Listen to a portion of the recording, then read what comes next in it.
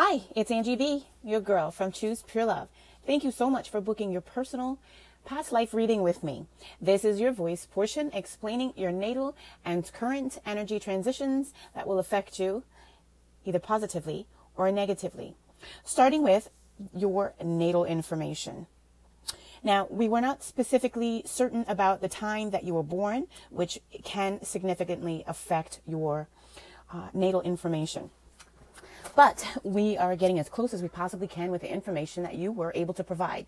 So here is a quick excerpt of clarifying information that could be beneficial to you in determining and understanding your chart information that I'm going to give to you in this voice portion.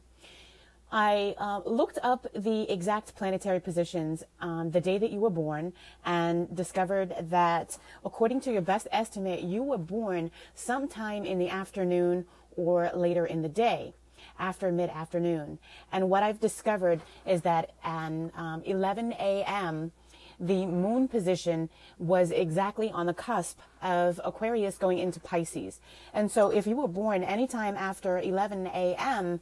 on your birth date, which I'm not going to disclose in this reading, then you will be a Pisces moon, which will be your personality and your attitude will be that of a Pisces person or Piscean.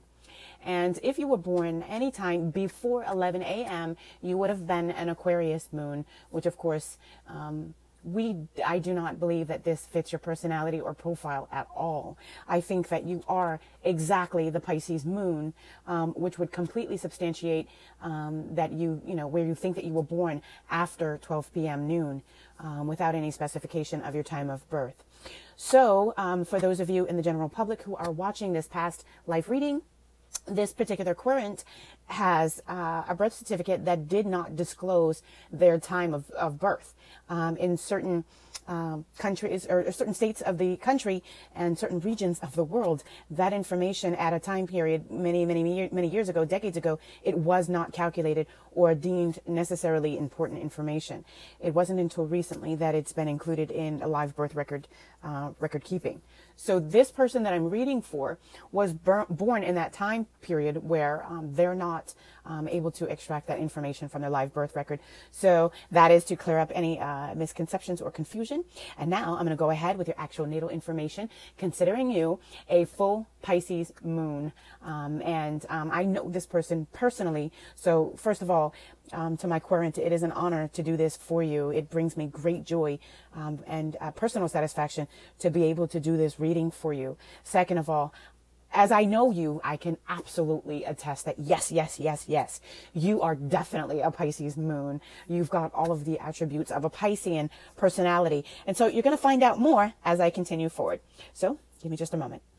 And I have some really exciting news for you, and it will really clarify some things about you that I just can't wait to tell you. So let me get on with it. Your sun sign is Cancer at 20 degrees and 54 feet. And let's see, your moon sign is Pisces, and it is actually being calculated as such according to your natal chart. And your Mercury is going to be Cancer. Your Venus is Leo. So you've got fire in your chart. And your Venus is Leo. Your Mars is Gemini. Your Jupiter is Capricorn. Your Saturn is Virgo.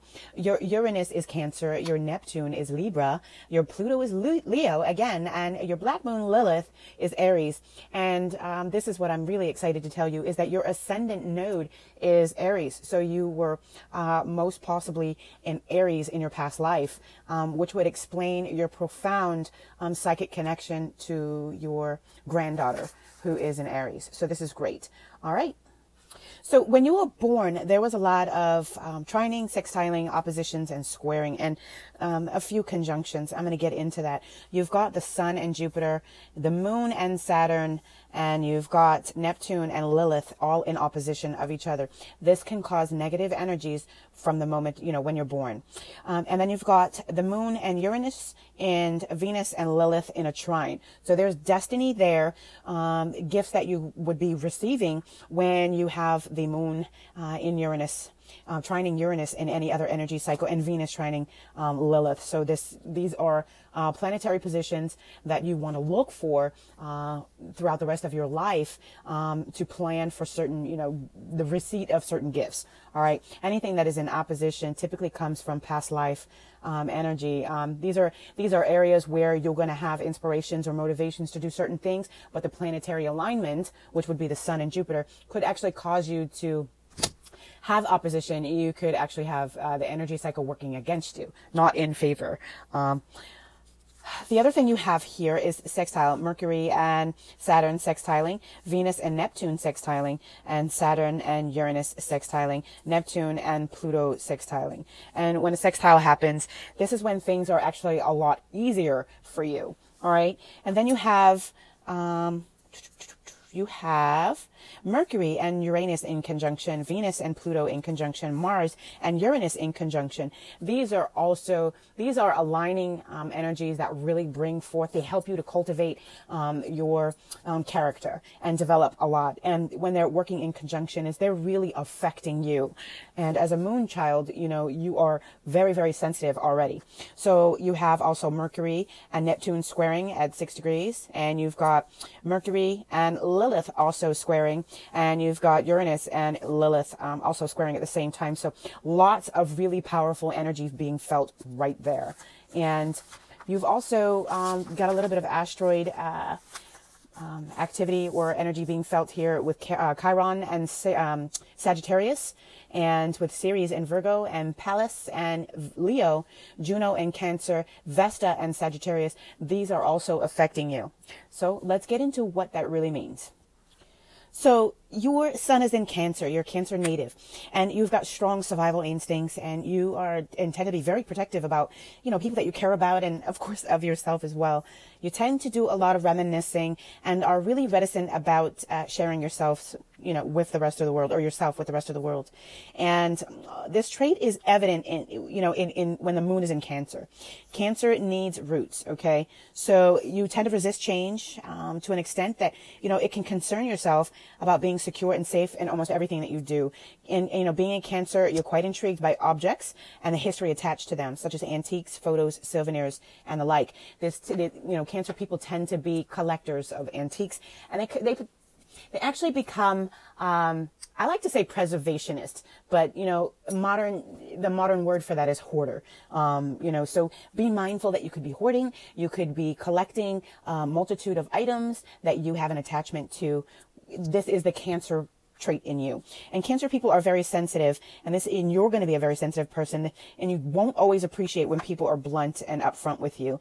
Your reactions to hurt really depends on how thick of a shell that you're able to develop for yourself. And so you tend to react to that type of bluntness by withdrawing or retreating, and you may have an ability to manipulate others to get what you want.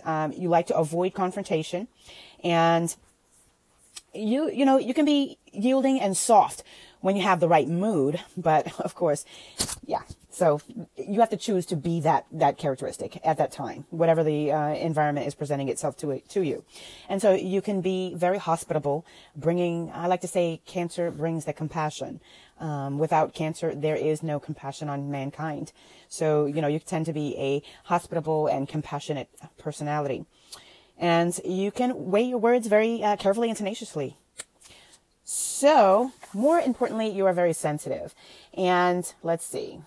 And remember, your sun sign, which is Cancer, is in opposition of Jupiter. So this basically means that, you always have or tend to have really good intentions. They're generally very good. And, you are given to doing things like in excess. You overdo things, and you can easily gloss over realistic details that get yourself into debt, cause you to overindulge in pleasures such as food and drink. And you tend to promise more than you can deliver, which can really, really aggravate other people. But there's always someone there to bail you out, as plenty of people seem to believe that your heart is typically in the right place. Generally, this is the case, but if excessive behavior becomes a pattern, you continually face light consequences, and there is a danger that you will not learn from your mistakes, and you would start to abuse the system, relying on your friends and your family to help you out a little too often, causing, gaps and strife and discomfort in your relationships. So another thing for you to watch out for because of this opposition is, depression. You tend to go through periods of very high, intense, excessive optimism, and then you sort of have this fall. And, that period of optimism is so significant that you just crash and burn. And it is inevitable. And this can, lead you to make promises that you intend to keep, but you just cannot follow through on. And when you can't follow through, of course, you run and hide and become depressed. And self-control can also be a really big problem. Eating too much, drinking too much, that type of stuff. Let's see. You overindulge in pleasures such as food and drink and promise more than you can deliver. Try avoid gambling altogether. Stay away from any type of gambling, any type of, even the lottery. You're probably never going to win. Knowledge is generous. You're knowledgeable and generous with your time. You have many talents that you may take for granted as well. So, put your best foot forward and pace yourself is good advice. All right, so let's talk about your moon sign, which is Pisces. Your moon is in Pisces, and this represents the emotional responses or your unconscious predestination and your self-image as well. And, lunar Pisceans are known to be very dreamy and not always in touch with reality. However, these people may not always show real-world savvy day-to-day in practical affairs. But, the thing about being a Piscean is that, for you, a moon in Piscean, a lunar Piscean is what they call it, is you make up with this remarkable intuition. So wherever you're not able to really just function in life, you've got amazing intuition. So if you don't know something, you can feel it, and that's what gets you through. They can put themselves in anybody's shoes with extreme ease. You're very perceptive soul who seems to be in touch with the nuisances and subtleties of human nature. This often comes through a strong sense of, humor, basically, that is more receptive and kind, and the type of sense of humor that would make people sort of the life of the party. You're generally pretty easy to get others giggling. And that's what helps you to behave like that. Your moon in Pisces also helps you, I wouldn't say helps, but it gets you tagged as being spaced out. But, there's more to lunar Pisceans than meets the eye. Your dreaminess can be, can really mean that you have a lot of moments, unfortunately, of absent-mindedness. Be careful of that. You can literally make mistakes, set things on fire on accident, burn yourself, hurt others, drop things, lots of just absent-mindedness, chaos because of the moon in Pisces. These times, of oblivion can really land you in all types or sorts of predicaments with others who can too easily understand that these complex, misunderstand you. People just cannot really understand the absent-mindedness of a Piscean. I don't know why. It's just, we don't. Without plenty of space for you to be able to daydream, you're not able to function well. You need space. You need to be alone with yourself. And you generally are, when you do have the space to be able to be alone, to daydream, you can take on the world.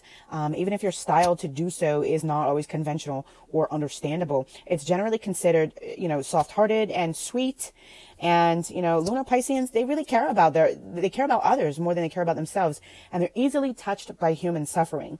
And this tendency gets you basically a reputation as a sucker. People can call you a sucker, a sucker for pain, a sucker for anything because you hurt for others so easily.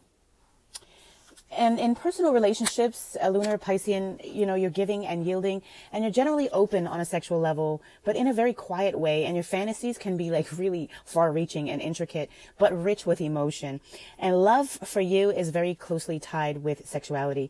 If there's no love, you probably won't be having any sex. Lunar Pisceans are very shy and need a trustworthy lover to bring them out of their shell.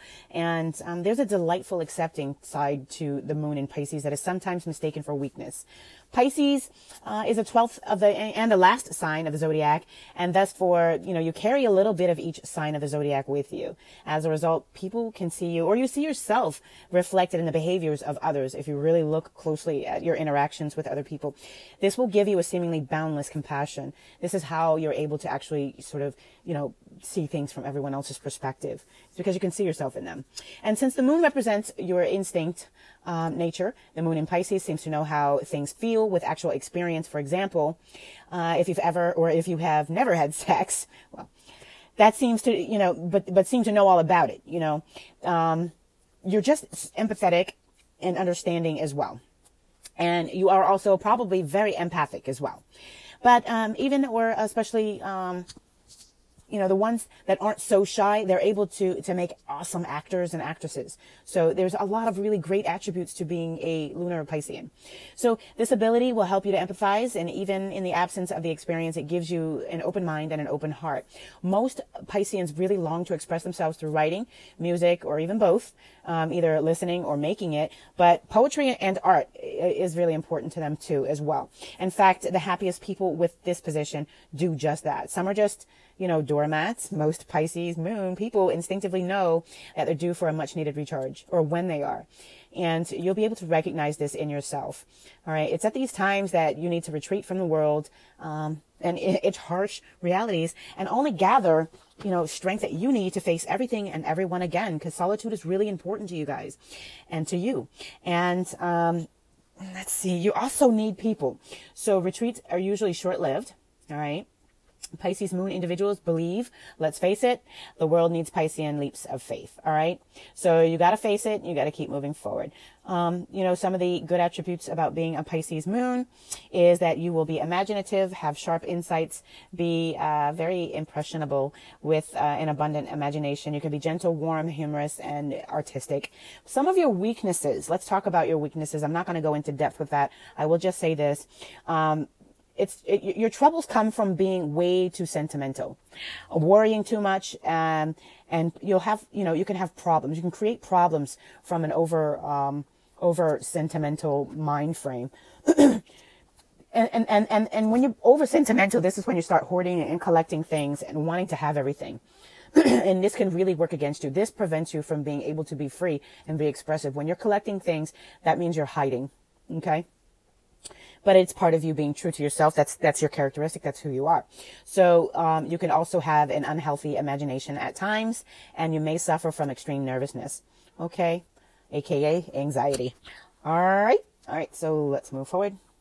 So remember, I told you that your moon was actually in opposition with Saturn, and there could be some negative effects from that. I'm going to briefly explain that so I can keep this moving forward. I'm going to give you a much more in-depth natal explanation when I see you, because to everyone else, I actually know this person personally, and I'll be able to see this person. So I will give that to you. But let's talk about that. Opposition of moon and Saturn. When your moon is in hard aspect to Saturn in the natal chart, natives need to learn to trust each other more.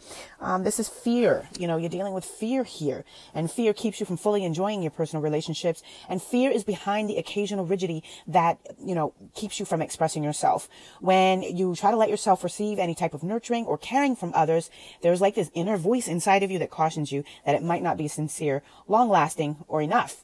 And this can cause you to have a lot of reluctance about becoming a parent, about, becoming a lover, a partner, a friend, anything. But once you actually do it, if circumstances actually push you there, you don't really take your responsibility very lightly. You go ahead and throw yourself in there, which is good. So you kind of need to be pushed. You always need fate to sort of give you that push, because, you don't really believe anybody seems to want you. And I think that's one very important attribute for Cancer people. They really need to feel as though they belong. Okay. And so let's talk about your trine. Or your moon actually trining Uranus. Now, this is really important because this is your moon sign, and this is where destiny, some sort of destiny is created for you. This is typically a past life energetic miracle that you've created for yourself. And when these energies align, this is when you receive it. So you always want to look for Uranus to trine with Pisces, and this is when you start to receive gifts. All right. So this is when you are, because of the Uranus trining the moon for you, which would be in Pisces. This would create you or make you be much more imaginative and have the moon's intuition, complemented by Uranus's independence and originality. Your life is going to be out of the ordinary with lots of changes and great knowledge of the world, but not through reading, and certainly not through personal experience. In fact, you could probably lead a very boring life in this lifetime. All of your knowledge and this amazing experience is coming to you from your past life. You are a secret keeper. You're holding on to a lot of really deep-seated information, memories, and knowing. I'm not really sure until we get into your past life reading. You could have been in Atlantis. I don't know. But this is going to make you, feel like sensational or have a really big liking for new things, but you will act instinctively. But fortunately, you'll have a good sixth sense, all right, your intuition, which will, for all your life, probably all your life, be very much popping and very, very, very, very strong for you. But you'll like to be surrounded by original people and artists. Being around other artists, or if you become one yourself, makes you feel at home. It brings you back to that past life energy where you can connect, where you feel safe. So that's why you always want to look for the position of Uranus and see how it's going to help you or hurt you. In that trine energy, it could actually be good. It would be a good time for you to build relationships and to even start a new love life. All right. And so let's talk about your Mercury in Cancer, because this is affecting your Cancer energy. I thought it was important to include that as well. This is when you communicate with feelings. Remember, I told you, you're not much of a thinker. You can't really think straight. You can only feel well. Not only, but well. You are a better feeler than you are a thinker. And so you're also communicating really well with feelers, or with feeling, when Mercury is in Cancer. And this helps you to have more feeling, endearing others with words. All right. You have an eloquent way of expressing affection and amour when you're feeling. Okay, this is when Mercury is in Cancer. This is when you're reflective and you have one of the best memories around. It will just make your memory come alive, because remember, this is some of your plan. This is what you created for yourself. All right, Mercury is also a communicator as well. So you'll be communicating most of your memories, and your knowledge is past life stuff. It's not really being developed so much in this lifetime. It's coming from your past. All right. And you're going to be discerning and full of insight. You would be a lucid personality and think things through. You probably think a lot, think hard, and think long before making any decisions. And you like to please and create a good impression. You like to be pleasing to others. And you really it's important for you to leave others with a really good impression of you. And you probably struggle to do that because of your other characteristics. You probably have the intention of doing this and probably actually fail to. But there can be a really strong tendency to be influenced by those around you, because you really are a piece of everyone else. So you can't truly be yourself. Okay. And that makes it hard, especially when you're meeting someone new. But when Mercury is in Cancer, this is when you have that amazing opportunity to do that. So this is why, astrology is such an important thing to learn. Knowing your natal information, knowing what the planetary alignments are, and knowing how they can help you, can actually help you to transform your life. That is one good way that you can transform your relationships and being able to express yourself with others. Okay. Okay, so really quickly, I'm going to go through some of your other aspects. And remember, this is all about your current life cycle that you're living right now, in contrast. Okay, so let's talk about sextile for Mercury and Saturn. This energy cycle will actually help you to strive to be mentally organized. It will actually help you respect tradition and rules. Okay, you will be okay with structure under this energy cycle. And you have Mercury and Uranus in conjunction. This is going to cause you to be a little bit, or cause you to, feel ingenious, right? You're going to have blind intelligence and originality with genius. You'll also have a fondness for literature, especially fiction, and you'll know how to take care of or take advantage of situations that arise. All right. Moving forward, you've got Mercury and Neptune in a square. This, unfortunately, is a negative aspect for you. This will cause you to make errors in judgment and to potentially lack sincerity. You may let things happen because you're just really happy in your own dream world. And when you're confronted by reality, or someone tries to give you a little shock therapy or a reality check, you are extremely hesitant and incapable of being tested. And you may fall back into your imaginary world because of this. You could also, very negative right here, you could become a drug taker, a drug user and abuser. This could be barbiturates. This could be feel-good drugs, anything that is going to sort of medicate you. And, Mercury and Lilith in a square, again, more negative energy. This is actually going to cause you to hold back your sexuality or your sensuality. Venus represents an interest for emotions and values and exchange with sharing with others. But Mercury is actually going to cause you to sort of hold that back and put a screeching halt to it. Ouch. Okay, and let's talk about your Venus in Leo very quickly.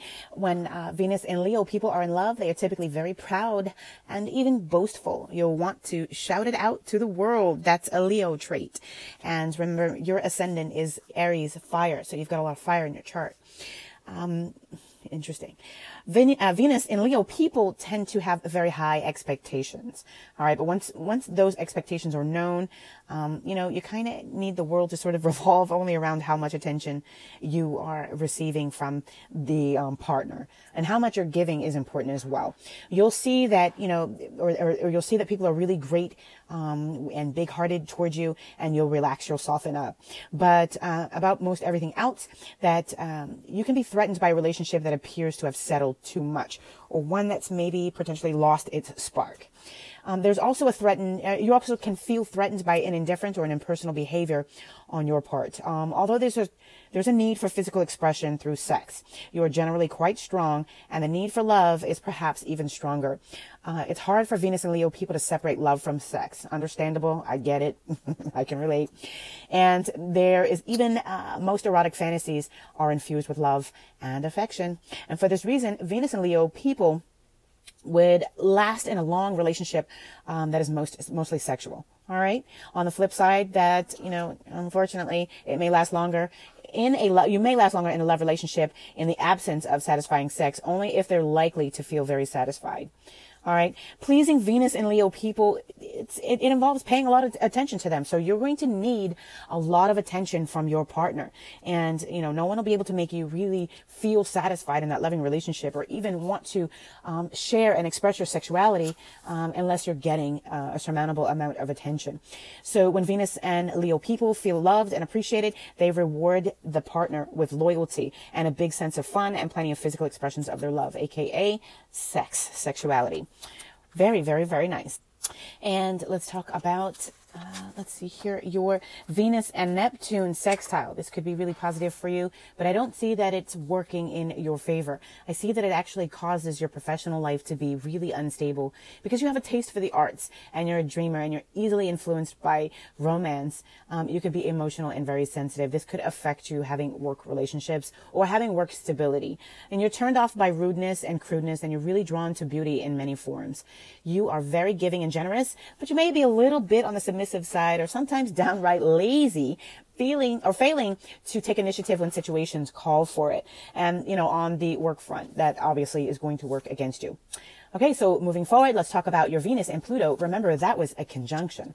This will affect your emotional and sex life. It makes your emotional and sex life powerful and rich. Okay, so if you're not having one and you're only having the other, it's going to be extremely powerful and rich. If you're lucky enough to have both, more power, more richness.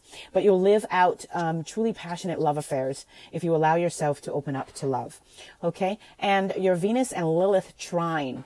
All right, this is more destiny. This is more intended energy. This is where your past life, again, has left you some sort of miracle. All right, this is something that you created for yourself. All right, in your Aries life. And this is charm, beauty, attracting the opposite sex by magnetism. And unfortunately, you're not always serious in love. All right, you may represent the desire for action and physical energy. All right, I'm sorry. Mars, not you may.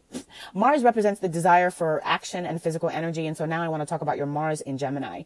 All right. This is a really important transit for you. I'm only going to briefly touch on this subject because it's a very long read. A lot of really personal stuff I don't think needs to be included in this. A lot of it is repetitive information because we've briefly touched upon Mars thus far. So Mars is the planet that rules our divine, or I'm sorry, our drive and our passions. It's in the mutable air sign of Gemini. I really can't talk right now. I got to work on my own communication issues here. I'm so sorry. Mars is a little scattered and unfocused. Okay. And so that's kind of reminiscent of what you will become when Mars is in Gemini, or because of the aspect of Mars in Gemini when you were born. Okay. In this lifetime, we're talking about specifically this lifetime. All right. So this is going to cause you to become easily bored. All right. Mars in Gemini natives need a fresh change of pace frequently. All right. So you need things to continuously be changing. You like change. All right. It excites you. Just keep the energy levels up so that you can, be able to navigate through the changes. It's somewhat of an odd thing, really, but there's nothing much to do. When there's nothing much to do, these natives become actually exhausted. You get tired from being bored. All right. So besides possessing a passion for words, when Mars is in Gemini, natives get angry or fired up. All right. You use words as weapons, angry words, some of the most incisive and sarcastic ones. Okay. You can just fly off the handle very quickly, very easily.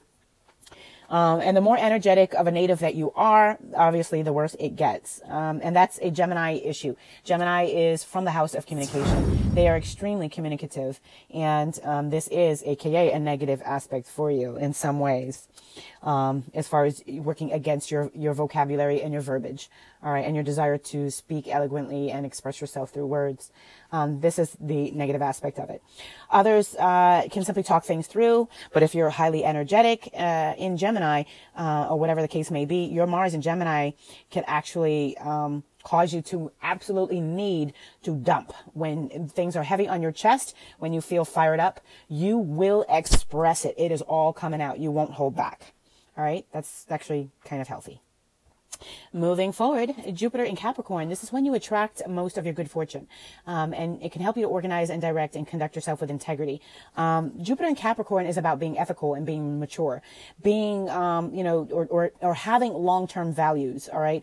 Moving forward into achievement, responsibility, and manifestation. Jupiter in Capricorn can actually help you do that. And that's actually the cycle that we are in right now. Oh my gosh, this is a good opportunity for you to really be moving forward in business and even getting that promotion that you desire. So succeed through resourcefulness, and avoiding activities that waste time, energy, or resources will be good for you. You could be really good at streamlining or a position of status that's important to you. All right, so let's talk about your Saturn in Virgo. This is where you like order, harmony, method, and balance, and you can undertake long-term medical or even scientific studies. All right. If you were interested in helping out with that, Saturn in Virgo will cause some weaknesses in you. This is when you become intransigent, sort of stubborn. And you could be abusing your medications. All right. Or whatever drugs that you're taking, your feel-good self-medication devices. You could be misusing them. Be careful that you don't overdose on any type of medication. An accidental overdose could actually happen in a Saturn in Virgo, or because of a Saturn in Virgo transit, or when Saturn is in Virgo. Okay. Asking for too much medicine. You could be just really way too dependent on medicines. These are weaknesses that you could potentially have. All right. So let's look forward to your Saturn and Uranus. Remember, this is a sextile. Doesn't always work for you. Does in some aspects, and it doesn't in others. Let's talk about it. This is when you know how to be on top of the situation. This is when you can persevere and you're determined and ingenious and original. This is really good. This is when you can be very practical and you proceed slowly, but you're always bound to achieve your objectives in the end. So that is a really positive, supportive sextile. I really love to hear that for you. And Uranus in Cancer. This is what makes you impressionable. You can even be ticklish because of this, and easily excitable. So be careful for the tickles. All right. Then you've got Uranus and Lilith in a square. This causes you to not be able to live in a peaceful love life. I'm sorry. You cannot live a peaceful love life. You want lots of adventure. You want love. You have a lot of love at first sight, and it leads you to into dangerous territory that can complicate, even perhaps poison your life. So be really careful. Black Lilith is very sexually toxic, and it seems that because of your relationship with the moon, you are negatively affected. Or actually, because we're talking about Black Moon Lilith, it's actually a positive thing for you, because that is exactly what she intends. She intends to destroy your love life. And that's who she is. All right. So let's talk about your Neptune in Libra. You like the arts, music, beautiful voices, poetry, and you tend to be emotional with fine feelings. And those are Libra characteristics. When Neptune is in Libra, you feel more. You're going to be you're going to realize that your intuitive perceptions of these attributes are heightened quite significantly. So let's keep moving forward. For Neptune and Pluto sextile, I have nothing to tell you. But for your Neptune and Lilith, there's an opposition there. This is going to be really, really, really hard for you. This is where love dominates your life. And this, you can lose your head over someone of the opposite sex. You can become troublesome because you lose all idea of reality. Interesting.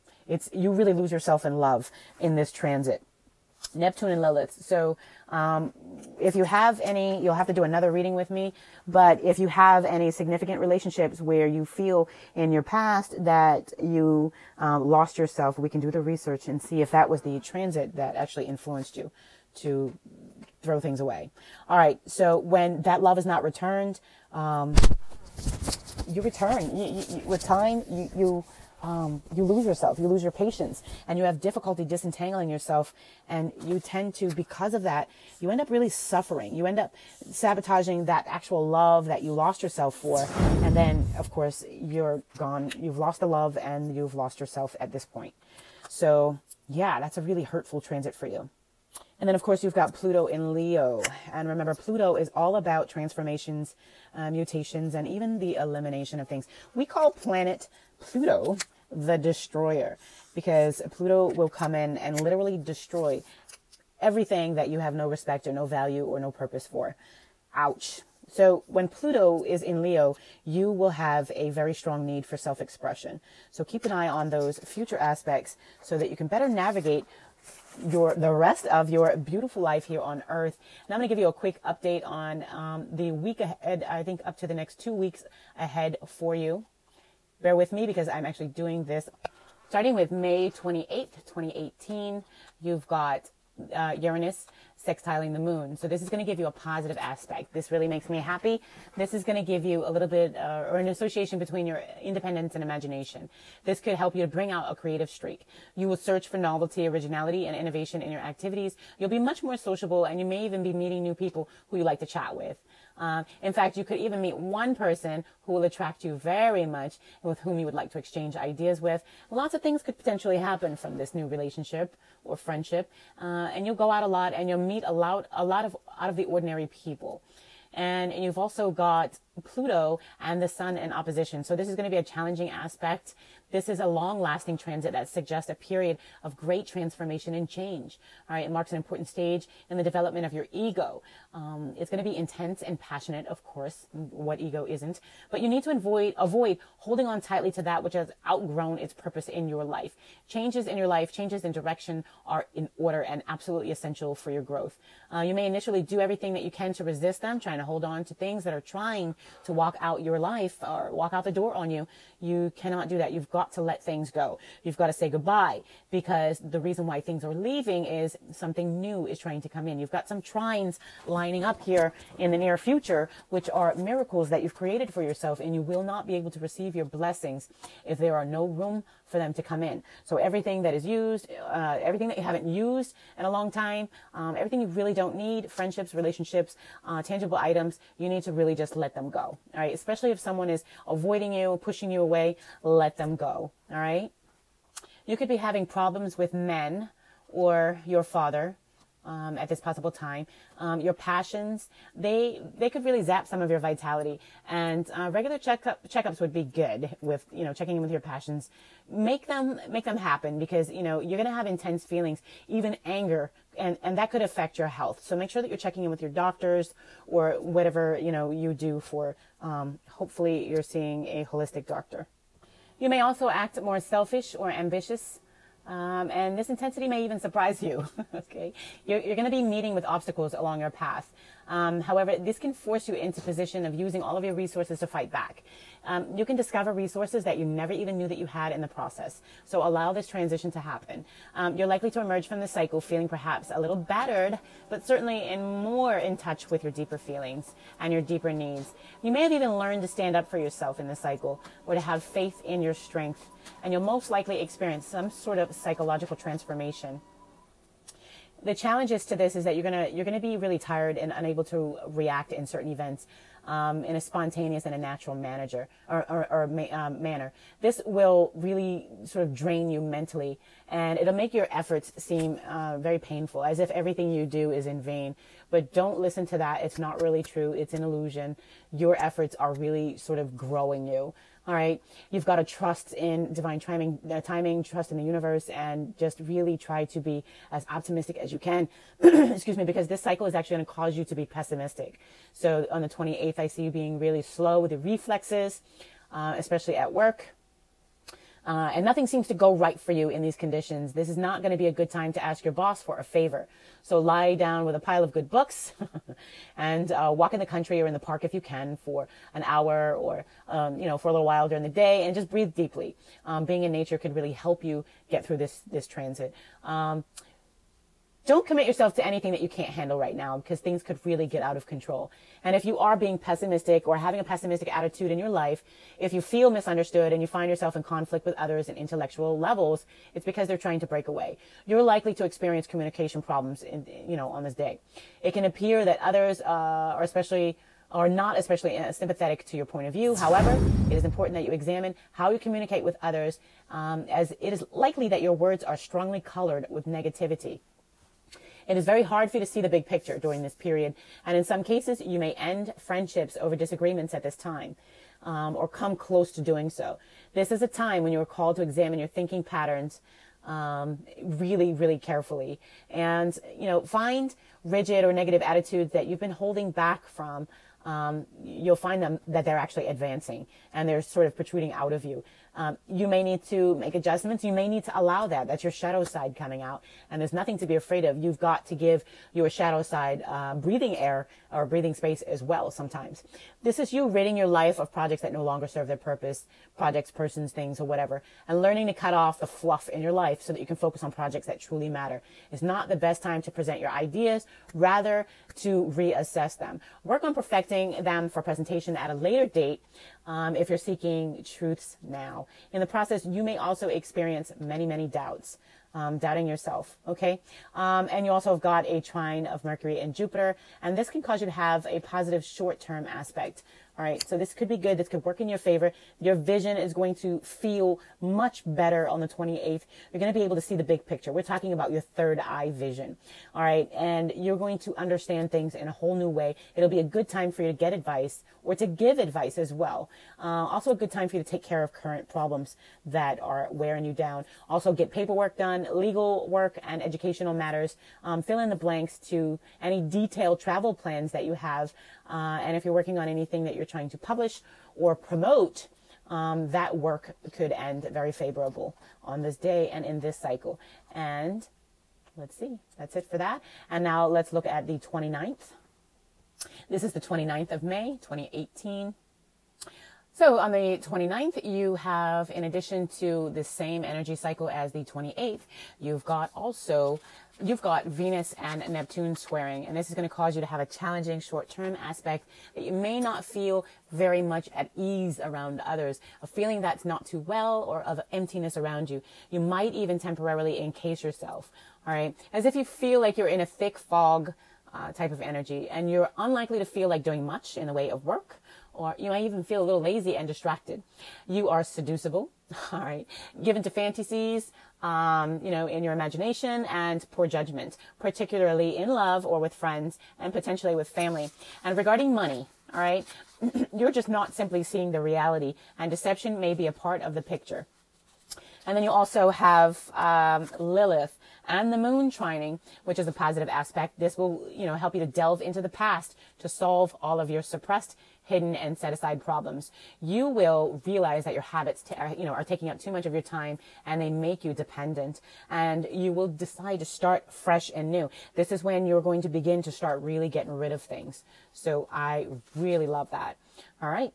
And for May 30th, you're going to have all of those energies continuing. In addition, you're going to have Mercury squaring the moon.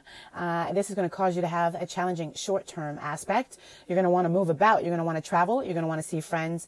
But you can have problems concentrating at work. So be mindful of where your mind is at. All right. And then you're going to have Venus and Neptune in a square, which again is more challenging, but a short-term aspect. You may not feel much at ease, a feeling that is not all too well of emptiness around you. You might even temporarily encase yourself as if you were in a thick fog. So this energy is continuing along on May 30th very strongly. You're seducible, given into fantasies, using poor judgment, and particularly doing this with friends, family, and even loved ones, and especially regarding money. Not really seeing the reality of things. Deception could be a part of the picture. This is self-deception. Okay. And on May 31st, 2018, you're going to have a Mercury and Saturn in a square. Very challenging short-term aspect. You want to take your time and think carefully before making even the slightest decision. But, but you run on the risk of losing contracts by lacking spontaneity and vivacity. So this could kind of really work against you. There could be a lack of confidence now, a feeling that you're not getting your messages across, and it may be that you're not expressing your ideas or communications enough or with enough confidence and positivity. Your plans need to be reworked. You simply need to have confidence and be positive, and then everything works out. Okay? For June 1st, there are no changes except for you have a few of the transits that actually move out of your way and clear out of affecting you. The only thing that you'll be dealing with is the Uranus and Moon sextile, the Pluto and the Sun opposition, and Mercury and Saturn opposition. So it's good for you. And again, on June 2nd, the same thing. You're only going to be dealing with the Moon and Uranus sextile, the Sun and Pluto opposition, and the Saturn and Mercury opposition. Good. And on June 3rd, you will have a little bit of a change. You're going to have Black Moon Lilith sextiling the Moon. Ouch. Positive aspects. You'll be inspired to delve into the past and solve your suppressed, hidden, and set aside problems. You'll realize that some of your habits really do take up too much of your time and make you a slave, a dependent, and you will decide to start afresh. This is really good energy. And then Lilith at the same time will be, and these are aspects that you were born with. So this is really amazing. I really love to see this. This is your past life energy lining up, or this is like timeline emergence for you. So this is Lilith and Mercury in a sextile. This is a positive aspect for you. This is going to make you want to change. You're going to want to go out to new places and meet people that fascinate you. And you will want to do new things, which you've always wanted to do, but you've stayed on that dream level. So again, have confidence and be positive. So on June 4th, you're going to have Venus and Jupiter in a square. This is going to cause a challenging aspect for you. There can be a tendency to want to escape your duties and responsibilities. You could even potentially overindulge in some of the pleasures of life during this transit, the things that you really like. Watch out also for overspending and for vanity. Be careful with carelessness too, and extravagance, okay? You could really not see things for what they really are and go overboard. It's not that you are these things, but this is a time when, there are the tendency to be these things. This is a time when if you're trying to be strict, if you're trying to be on a budget, it's going to, you could go crazy. Now, if you're going to spend and you're going to do something amazing, create a budget for that and stick to it. You could just be struggling with self-discipline right now, okay? It could be much more difficult than normal. But go and enjoy yourself. This is the good time for you to do that. And in fact, you may be overdue for some enjoyment and especially pleasure. But it's important to remind yourself that excess of today can be costly tomorrow. So it's important for you to not expect too much from yourself, from others, or from your relationships. All right, you've also got Uranus. In Uranus, actually, sextile. This is going to be a very interesting transit. It's going to give you a very positive aspect. There will certainly be a change in your life, and it'll be a change for the better. So look forward to that. And then you've got Neptune and Mercury in a trine. Again, more destiny coming in for you. Some timeline emergence. These are gifts and blessings and miracles that you created for yourself in your Aries past life. All right. And these are positive aspects. This is a time when distractions and dreams can make you lose contact with reality in a very most positive way. All right. You can be telepathic right now, or at least very perceptive, as your sensors for, subtleties are really working extremely well for you, and your intuition will serve. It'll serve you well. It is reliable, and it's just popping for you. You may even be able to speak about your dreams and your fantasies as well. So, you can also give advice. You can be someone that people will just gravitate to for guidance, and you actually would even be able to persuade someone in this energy. Do the right thing. And for June 5th, I do not see any changes. You will be, again, going through the Sun and Venus conjunction, the Venus and Mercury sextile, the Moon and Uranus sextile, the Sun and Pluto opposition, the Mercury and Saturn opposition, the Venus and Jupiter square, the Uranus and Uranus sextile, and the Neptune and Mercury trine. And that is going to conclude this portion of your video reading. I will be giving you printouts of all of this in great detail. because I just kind of skipped around to some of the important stuff to compose this a voice video for you. And yeah, you've got a lot of reading and a lot of homework to do. So anyway, I hope you enjoyed your natal information. This is all about your life now and how it has been affected by your birth and some of your past life energy, but it's in a very subtle context. So for a quick recap on your characteristics as a Cancer sun, you are ruled by the planet, or by the moon, actually, which is where you get your infamous name, the moon child. But this is also the planet known as Israel. All right. And this is all about you being focused or centered in unconsciousness, about material substance. You really are a materialistic person. You are the female yin. You are all about receptivity. Amazing. And emotions. Hereditary. Past life, mother. You could have a real big desire to become a mother, but a fear of actually doing that. You could be a nurturer, really big on family and domestic life, very good at becoming a wife or, like I said, a mother. You embrace change, and you've got amazing and sensitive, very intuitive instincts. And your habits are that of feeling, of belonging and alienation. All right. Let's see what else. And that is for Cancer. And then your ascendant sign is Aries. This is ruled by Mars. This is the planet of Michael, Archangel Michael. Okay. This is all about ego. Aries is ego. Aries is all about new beginnings. Aries is about aggression and sexual drive and about the need for individuality. This is also about survival instincts and the desire to survive. This is yang energy, which is masculine. This is passion, courage, competition. And this is sports, usually typically very athletic, or the desire to be athletic, or at least thinking about being athletic. You may be comfortable in an atmosphere of war, unusual. But you typically have very strong stamina and are independent in relationships. You avoid conflict, or you actually stir it up. You can go one way or another, because Cancer actually avoids the conflict, but Aries likes to stir it up. All right. And you're full of force. Aries are very stubborn, and they are known to actually be quite aggressive and to commit to force. Vigor is your best attribute as an Aries, and you have a mechanical ability about you. But you're ruled by your muscles. Your muscles are really important, and your genitalia. Also, red is your color. Red is significant for the Aries. And let's see, your nose. You may have issues with your nose and your excretory factor. You may have runny nose, very symptomatic issues with your nose. All right, and then Pisces is your moon sign. So let's talk about Pisces. Pisces is ruled by Neptune. Neptune is a very psychic planet, or causes us to become very psychic when we are under the influence of Neptune. So this is where you get your sensitivity and your psychic and your mystical capacity from.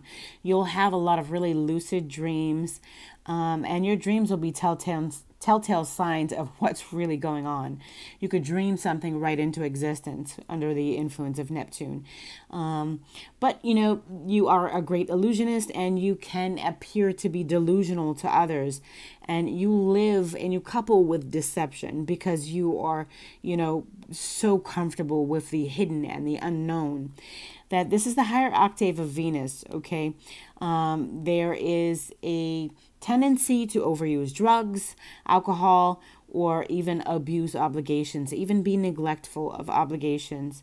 And bondage is a big thing for you. You've got very sensitive issues with bondage, and it's like you live in fog. And let's see, Neptune and Venus energies rule your pineal gland and your thalamus. and the spinal canal as well.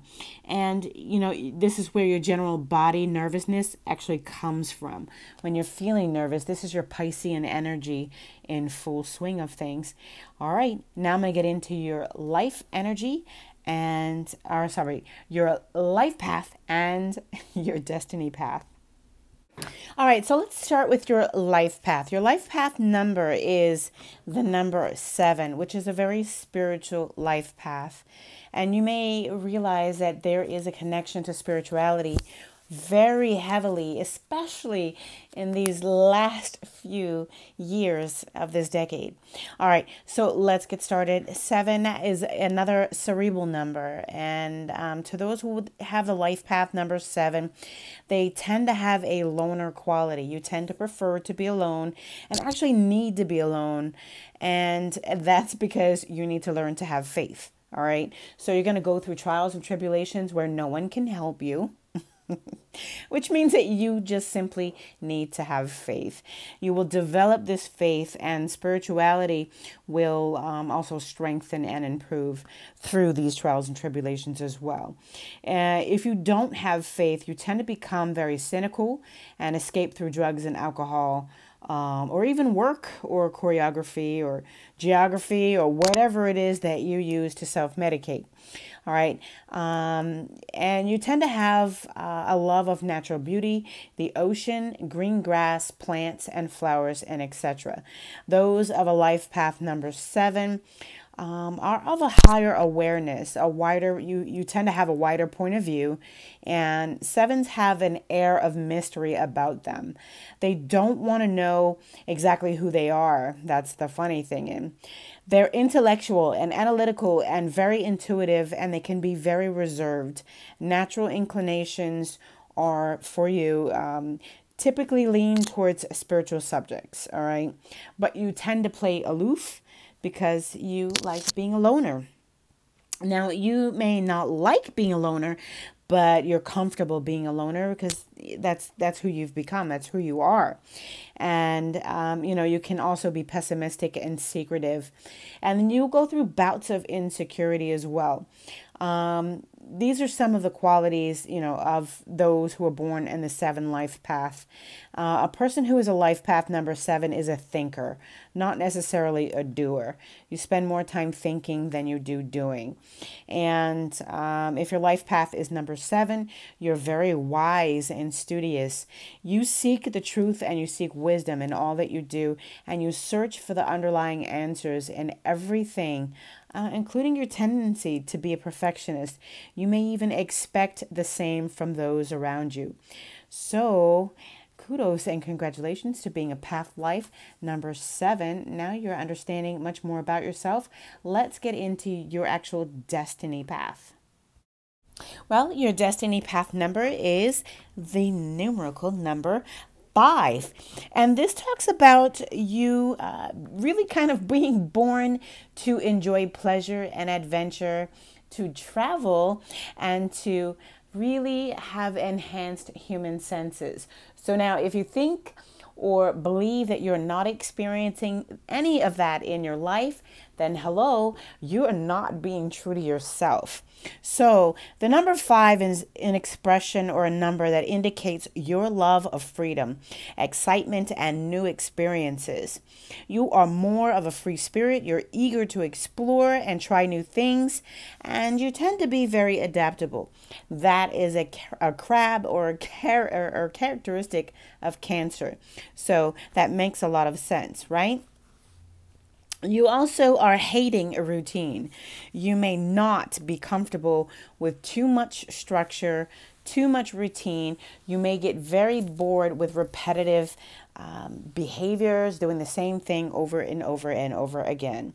Do not follow the social norms. If you can avoid that, absolutely avoid it. It'll keep you much more happier. And, you know, be aware of also your mind.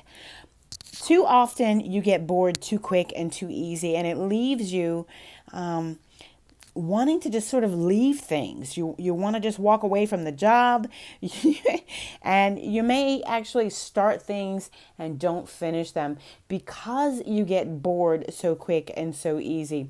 So remember, your destiny path is to actually have fun, to enjoy pleasure, adventure, to travel as much as you can, and to enjoy and enhance your human senses. So get on with that destiny. All right, so here we go. I am going to end, or this concludes actually, your voice reading. Now we're going to switch over to video so you can enjoy your video reading. This is the actual past life reading. We're going to dig really deep into your past life and find out what's really going on. All right, give me just a moment to switch over. Thanks. Hard to carry around.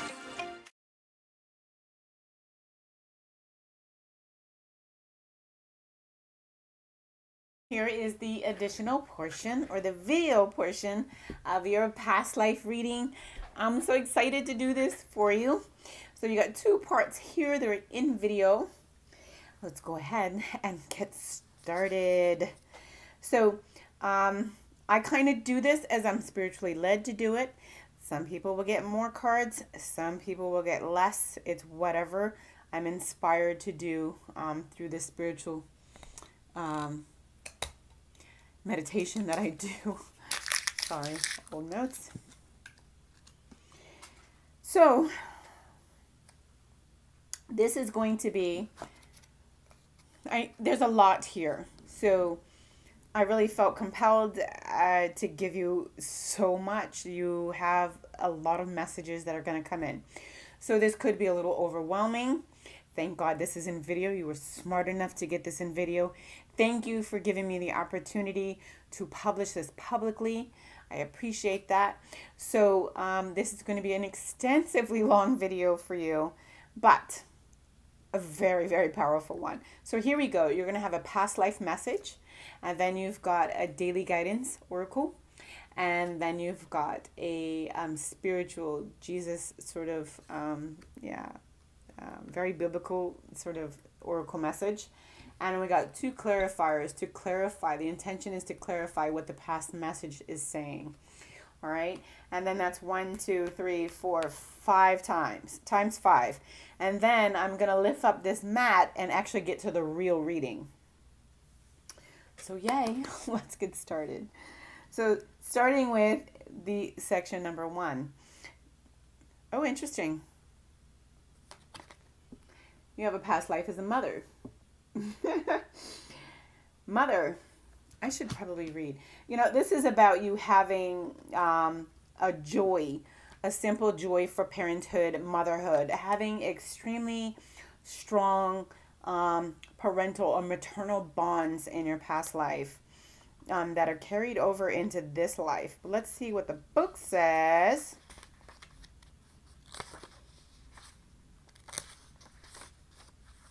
Here we go.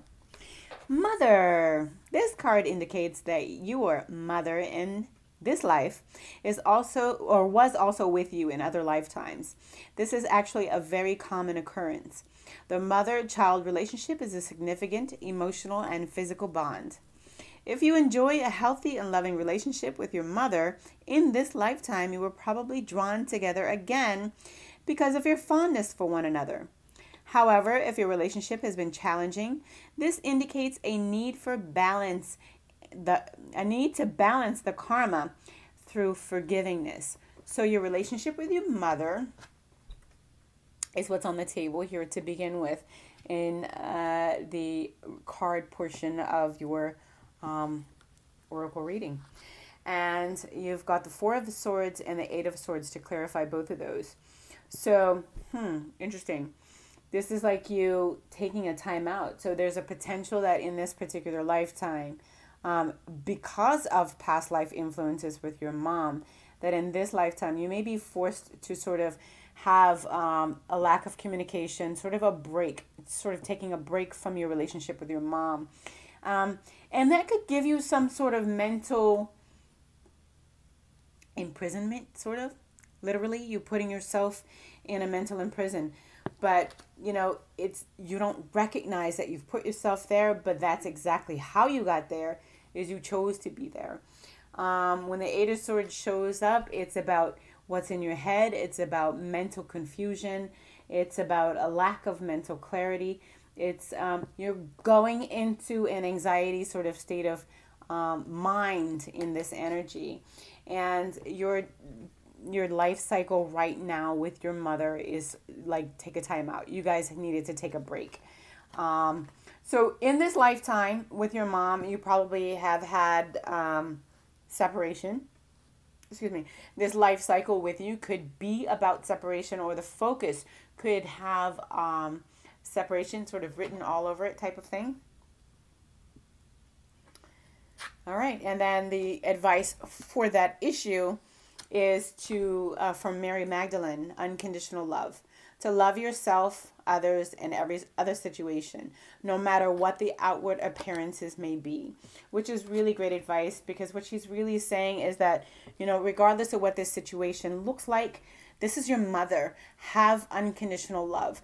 If you're having unconditional love for your mother in this lifetime, you can bring any love or necessary love attachments from the last lifetime into this lifetime to carry over to the next lifetime. It can also help you to heal and cultivate a more of unconditional loving vibration between you and your children in this lifetime. So be mindful of that. All right. And next, it's be willing to forgive. You need to forgive your mom. You need to forgive your mom for whatever happened in this lifetime or whatever happened in the last lifetime. Ask the angels to clear away your mind and your body of past pain and exchange for peacefulness, or in exchange for peacefulness. So this is really beautiful. You need to have unconditional love and be absolutely willing to forgive your mother in this lifetime. And let go of any grudges or attachments that you may be harboring from the last lifetime. You may have subconsciously brought them into this lifetime and don't know. You could have actually had issues with your mom, with communication growing up, feeling like keeping a lot of secrets, not talking to her, maybe even hating her. And you got to let that go. It's time to absolutely just let it go. It's not worth it. And unconditional love is the answer. Beautiful. Let's move on to the next segment. Your past life, or next past life message, is wisdom. Oh, this has never popped up. I've never even seen this card. Wow, and I love the unicorn. And the unicorns have such a spiritual message. I definitely want to read that one too. I like reading the book because I tend to miss certain messages and I don't want to miss anything. But what I'm feeling from this is I just want to read. So I'm just going to read. This card indicates that you have a tremendous wisdom and knowledge from prior lifetimes that seek to resurface now. Even if you've never thought of yourself as particularly wise, this card indicates that you've learned important lessons and information that will serve you and others if it is reawakened now. This card can indicate that it is time for you to return to school or seek additional education of some sort. This may be a sign that you are changing your career path. Your reemerging knowledge is guiding you toward what is more meaningful. This card asks you to believe in yourself and to know that you have what it takes to tackle a career related to your true interest and your true passions. Wisdom. That's a beautiful message. And your two clarifiers on top of that are the Knight of Swords and the Four of Cups in reverse. So what I'm really feeling here is that you feel like you want to take action. You want to communicate knowledge and information, things that you know about. You may have communication blockages. Okay, you may feel like you jump into a conversation, or you jump into a situation, or you jump into an opportunity to express your knowledge, and then something shuts you down. Could be a lack of confidence. It could be the fear of saying something wrong. It could be the fear of offending other people. And then you don't communicate, and you could walk away feeling like you know that you missed an opportunity, and you realize it, but it's over. You move forward. And so whatever the blockage is that you're allowing to keep you from allowing this reawakening of your information and your knowledge that's hidden within you, you've got to consciously decide, look, I'm going to remove all blockages. I want this information to come forward. You got to call it forth through your DNA. You've got to say, hey, waken up this information and this knowledge inside of me. And if I have the ability to articulate it and communicate it, let it be. Let it be. Come forth. And trust and believe that whatever it is, it will come forth, right? So you remember, you have 2 oracle advice cards for that message. Your first one is about White Tara. It's from White Tara. This is about sensitivity. You are becoming increasingly sensitive. Avoid harsh relationships, harsh environments, harsh situations, and in particularly harsh chemicals. So, you know, that's an excellent message. It's conducive to awakening. It's conducive to energy clearing. When you keep away from anything that affects your vibration or frequency in a negative aspect, obviously you get to ascend. Yay, everybody wants to ascend. So be aware that you're sensitive.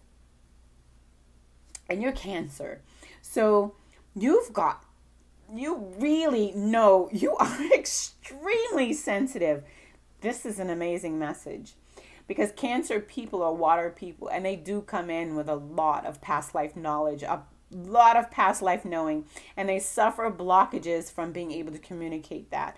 And they literally suffer from having grudges and pain and memories of hurt from past life. So it causes actual blockages in this lifetime, where they actually falter to depression. They couple with self-pity. It's not that they're decisively choosing to, and I know that you're not decisively choosing to, but you do tend to experience that because it's so heavy from your past. So you've got to release that energy so that you can move forward. Ascension is your goal. So your next message for that particular past life message is to cut your cords. I should have shuffled this on camera. This is too good to be true.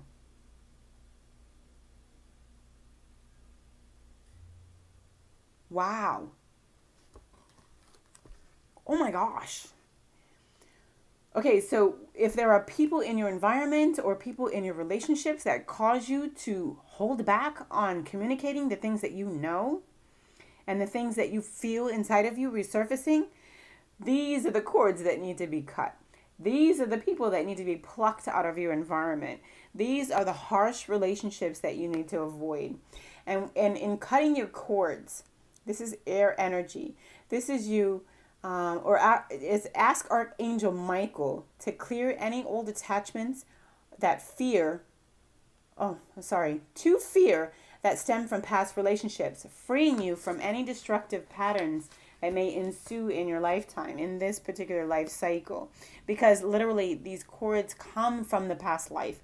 Some of them are developed in this lifetime, and they are your etheric cords.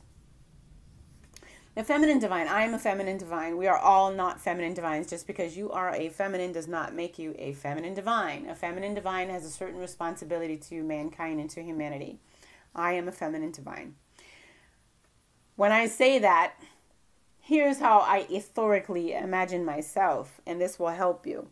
All right?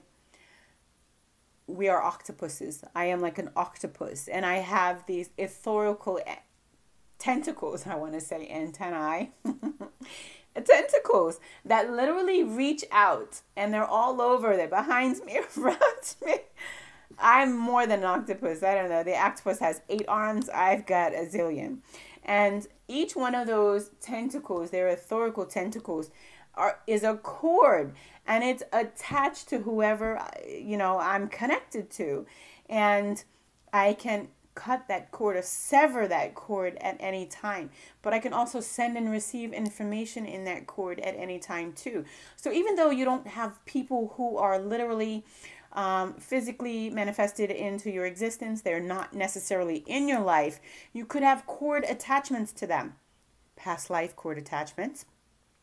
And they can be hurting you from this other timeline that you used to physically exist in, and it's affecting you today. You have to take conscious awareness of this some way, somehow, through a very deep meditation, and cut those cords. Start with cutting the cords of the people who are in your existing 3D manifestation, the people that you can see, the relationships that you have. And they're not necessarily people or relationships. Sometimes they're experiences that you're holding on to. You may have a tentacle attached to a particular frightening or hurtful experience that you've been through, and it's causing you pain today. And you've got to cut the cord. You've got to let that go and get that out of your energy. So let's look at your section number 3 for your past life messages. Authority figures. Been a long time since this one has come up. And you've got the Judge mallet thingy. What do you call it? Gavet. And it's slamming down. And so this is like, final authority here. I'm going to go ahead and read it so there's no misinterpretation. Authority figures. In previous and in current lifetimes, you followed the rules that were set by authority figures, such as parents and teachers. And you may have also encountered intimidating, even cruel authority figures in the past. Perhaps you found yourself in the presence of those who were power hungry or abusive. These situations can lead you to fear authority figures and to succumb to their will in the present. While it is normal to sometimes be intimidated by powerful individuals, fearing authority figures can lead to unhealthy passivity. For example, you may feel, I'm not alone. My house has been very active today. So let's see. Where am I? Sorry. For example, you may feel pressured to bow to another's rules without standing up for your own rights. Or you may develop conflict phobias, in which you negate your own needs in order to avoid arguments and disharmony. In some cases, this can lead to a form of depression called learned helplessness. Interesting.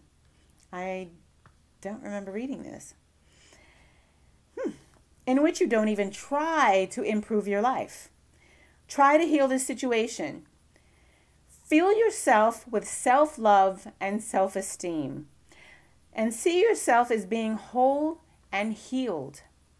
And see yourself oftentimes just as remembering the past life details. This will lead you to clearing and healing. Yeah, wow. Authority figures have had a strong influence on you, and it's affecting you. Even today, let's see with the clarification message.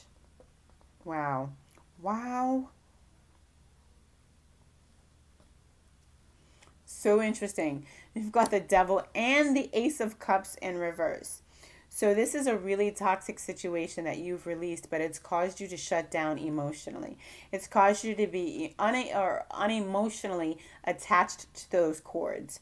So your cords, they're receiving information and you're sending information, but there's no emotional attachment to them. You may not even recognize the cords that are attached to you. All right. But you're shut down from them. You're not giving to them. You're not nurturing them. And you're not allowing yourself to be nurtured from those cord connections. And so, yes, there are some that are specifically going to need to be cut. Especially anything having to do with authority. Anything that causes you to feel intimidated or suppressive. Anything that causes you over here to, where is it? the Knight of Swords in reverse, to not communicate, to shut down, to change your mind, to really withhold your power and your energy, to sort of out the fire in you. All right. So here are your messages. You got Artemis. You've got the Guardian message. This is for you, and your loved ones are safe and spiritually protected. I love Artemis.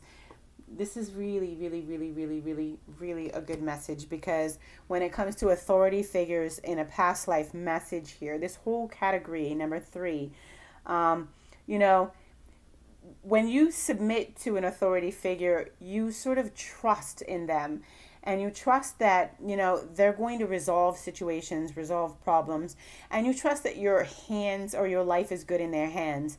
Suppose you're apprehended by the police or some sort of authority figure relative to law. You want to sort of trust in that. And you've been in situations where your trust has been violated and it's affecting your life cycle in this lifetime. And so it's being addressed in this reading. I'm just really pleased to see that. Again, oh my God, I wish I would have shuffled this on camera. I tried to save myself time because I knew this was going to be a really long reading, and I just did it off camera. Wow. All right, let's keep going. Your next message, or your angelic message for that, is release. Work with Archangel Michael to help you let go of what no longer serves you or your purpose. So it doesn't help you to have this fear of authority. There is no need for authority over you. You do not have to recognize authority over you. You are truly a sovereign human being. You are a spiritual human being who has been reincarnated many, many, many, many times. That bullshit about you only live once, no, you don't, boo-boo. You only live once in this lifetime, but you come right back and do it again. So don't listen to that. Yeah, you need to release. I need you to understand, you need to cut cords. That's what you need to release. You need to release your attachment to the fear that you may have from authority figures or anyone who is over you, anyone who makes you feel unintelligent, anyone who makes you shut down your communications, anyone who makes you feel like you don't know anything or you're stupid or you're incompetent. Shut it down, shut them down, and release them. Because you absolutely hold a lot of keys and secrets to the past life that could be like valuable information for today and pertinent as well. So let's move on to category number 4. Interesting, communal living. This is a really good card. This is about you living in a community, being a community member, potentially being responsible for food, different things, you know, and this is about you working together with many others. Let me see exactly what the message is here.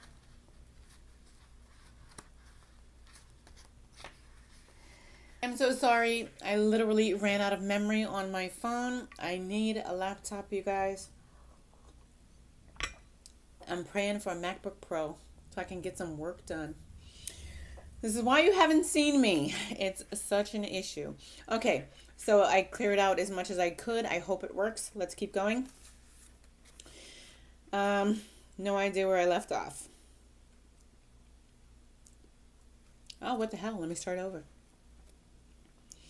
Communal living. I should probably take a break. And I just ate a cookie. The lifetime significant to your question involved a communal setting, such as a convent, a monastery, or a tribe. Your earthly needs for shelter, clothing, or food were provided for. Although you held a job within a community, you fulfilled your responsibilities for the group and not for individual gain. In your current lifetime, you may feel troubled by the concept of money, individual earnings, savings, and bills. You may also feel unsupported because your soul is accustomed to having a community support system, which would make sense. To assimilate this in this lifetime, find balance and harmony between individual and group needs, between give and take.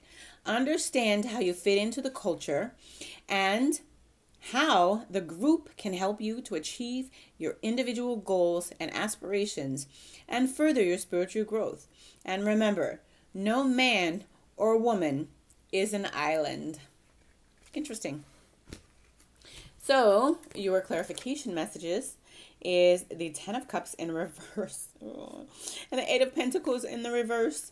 It's like no matter how hard you work, you're not happy. You do not feel secure. You do not feel emotional fulfillment. Wow. I'm sorry. I should have shuffled this on camera. I just don't. Thank you, because this reading they all flow so nicely. I'm just recognizing it. Wow. So with the 10 of Cups in reverse, it's a lack of emotional fulfillment. It's like you feel like no matter how hard you try, no matter how much you give, you empty your cups, you want them to be filled, and you have to dump them out anyway. It's like nothing is good enough. And with the 8 of Pentacles in reverse, it's like you work for it. It's like you work for nothing. You need the help, you need the money, you need the support. You really in this lifetime are clearly, and it's just like the book said, it's like reiterating the message in the book. Just exactly that. You really miss and need and want that community support. And you realize in this lifetime that you don't have it. And you're not happy. And so your messages are from Bast. Bast says to be independent. Bast is from Old Egypt. Your independence is the foundation for your strength and your success. Be independent. Oh my God, that flows so good. Wow, I couldn't have done this better myself. Oh, wow. Spirit is amazing. If anybody is watching this and they doubt tarot, oh my God. But if you doubt tarot and you're watching this, if there's any shred of doubt in your mind, you probably still doubt me because I didn't shuffle this on camera. But I don't shuffle on camera all the time. I like to, when I'm doing a really deep reading and a deep meditation to get into this reading, going into someone's past life requires me to deeply meditate. I set up the reading. I have to clean the cards. I set up the cards and I crystal charge the reading, and then I walk away. And then I go cleanse myself and clear my energy, and then I channel this person's energy to come into the reading. And that it can take time. Whoa.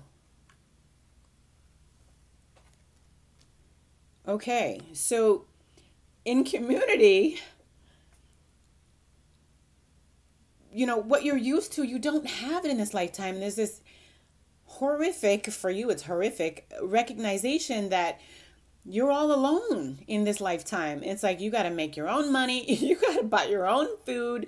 You got to cook your own food. You got to clean up your own mess. No one's going to do the laundry. You got to do it all in this lifetime. And it's so hard for you. And you probably long for and cry out from your soul, help. Who's going to help me? Where is my community? There is none. That was your last lifetime. You have none in this lifetime. And so the advice is for you to just focus on being as independent as you possibly can. And that's how you'll get through it. And here's an encouraging message from your spirit guides. I forget who does these cards. I really want to know because they're like, right here. Angel Therapy from Doreen Virtue. Singing and dancing. Express yourself and awaken your psychic senses through magical power of music and movement. So nice, sing and dance. When you're feeling the lack of community and, you're trying to implement this independence, first of all, you're learning independence because you really didn't have any before. So This is a life lesson for you, definitely, for sure. Learning to be independent, because you totally have been stripped of what you're used to, and that's the community, right? So when you're feeling those feelings, the very best advice for you is to sing and to dance. Turn on some music, blast it loud if you need it, and feel good. So let's look at number 5. Category number 5 is your last and final past life message. And then we're going to get into your actual past life reading. Interesting, because I think this came up. I don't remember if it was with wisdom or mother. You'll have to rewind the video. Native American. You could have been a tribe member. Somewhere on a tribe, living on a reservation, and that could be the community that you were in. And this is why you have such a longing. You will know that you were Native American by having an association or love or a significant appreciation to Native American beliefs, cultural idealisms, or even artifacts. Let's see what the book actually says so that I'm not misinterpreting. Interesting. This card signifies that you had an important past life as a Native American, which is connected to your current journey in this lifetime. If you've been drawn to Native American artifacts, cultures, and spirituality, this is because they're familiar to your soul. Studying Native American teachings can help you awaken ancient memories and knowledge that you already have stored within you. Hold that thought. This card can also signify indigenous cultures from around other countries as well. Perhaps you have some hidden anger or pain. Hold that thought too. Oh my gosh. Because of a battle or a loss during your time as an indigenous person. As with other past life traumas, a session with a qualified regressionist. So you can see a qualified regressionist. They can help you to heal this old energy. In this way, you can retain the lessons and love from that lifetime and release any painful blocks. You don't need to see a professional regressionist.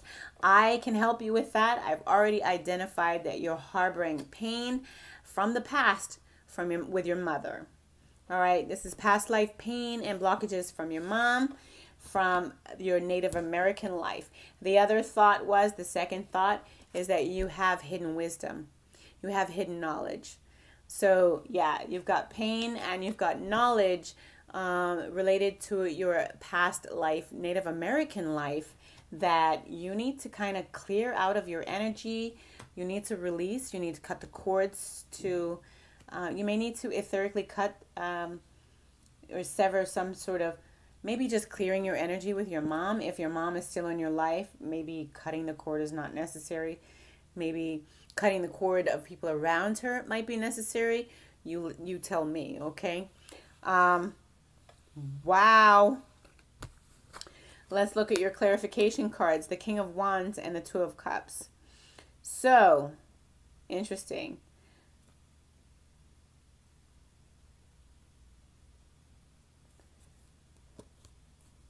Wow.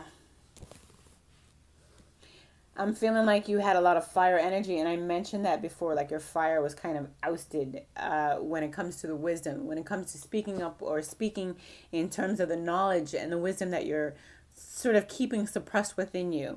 It's like no one really knows how intelligent you truly are, and which is kind of sad because the world needs you. We need to know what you know. And the King of Wands is about you having this amazing fire energy, about knowing what you want and being able to go for it, being assertive when you need to be, aggressive when you need to be, and, sort of, sitting back and relaxed when you need to be, allowing things to come to you. You're an excellent manifester, and you're great at bringing people together. You're also very, very, very attractive. And then the Two of Cups is reminiscent of soulmate energy. But this is also about yin and yang. This is also about the inner masculine and the inner feminine coming together as one. So what I'm feeling is that you were very empowered. You were a very, very important leader in this Native American tribe that you were in.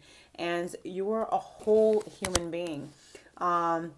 You could have been a twin flame. You could have been a lot of things, but you were a very complete personality.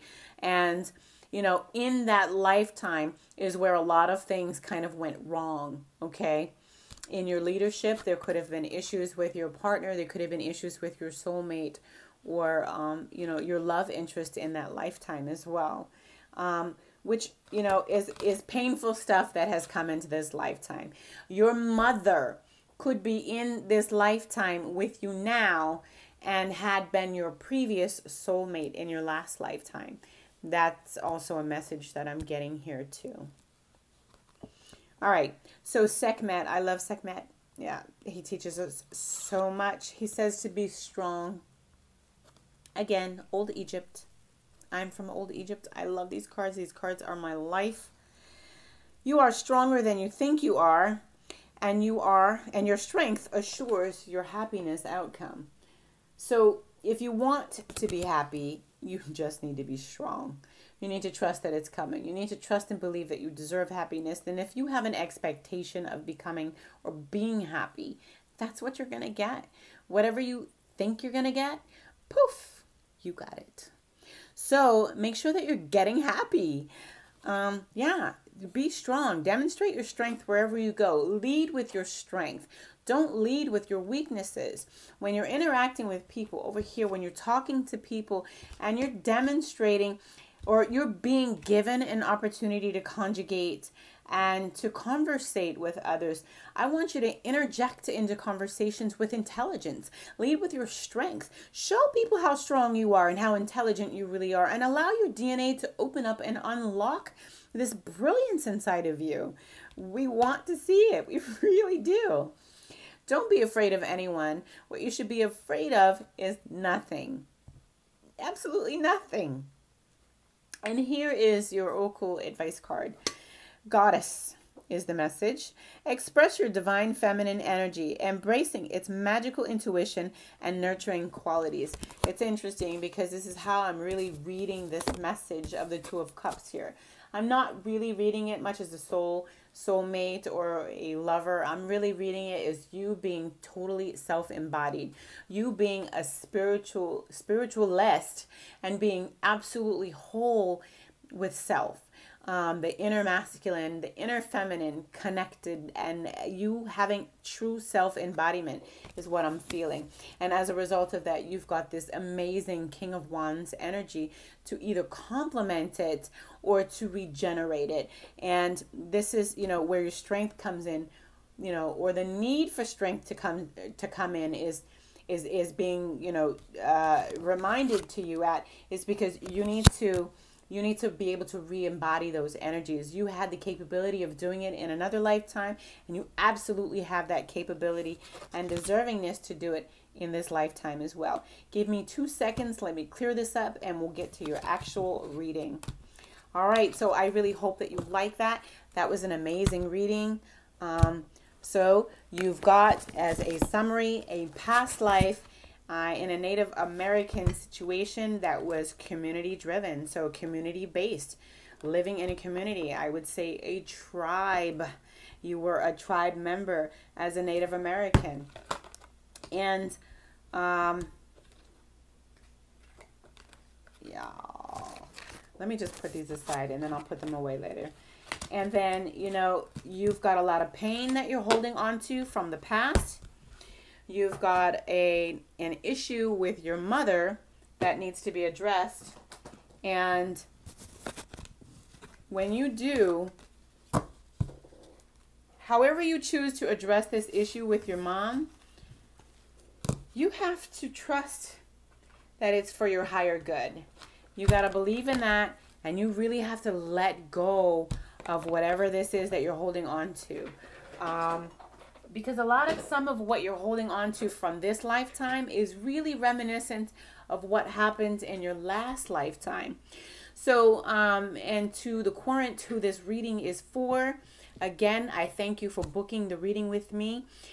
You're also receiving 2 very special and long healing messages because you paid for your reading and gave me a significant donation. I'm going to thank you with some extra messages. I'm going to give you one of those now, and I'm going to give you the other one at the end of your actual reading. So you've got the King of Scrolls, and this is from the Akashic Tarot deck. Where is that? Right here. The Akashic Tarot. All right. And the King of Scrolls is your message. I haven't read this card in quite a while, but this tells me that someone new is coming into your life. Someone who can help you, someone who can teach you things, someone who can bring to you information, or sort of lead the horse to water and you're the horse. All right, it's up to you to drink. So let's read and see exactly what the message is specifically.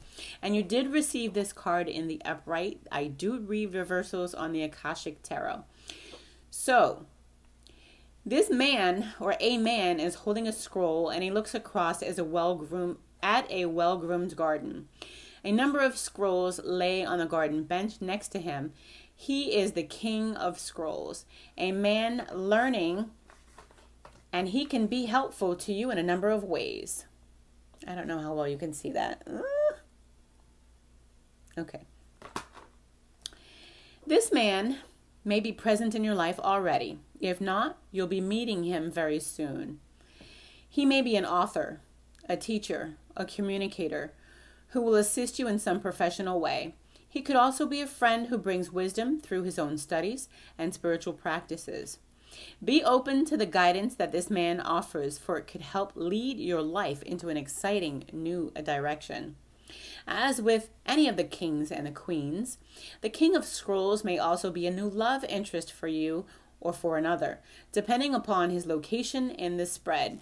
And so you're only getting this singular message, which means this could potentially be a new love interest for just you.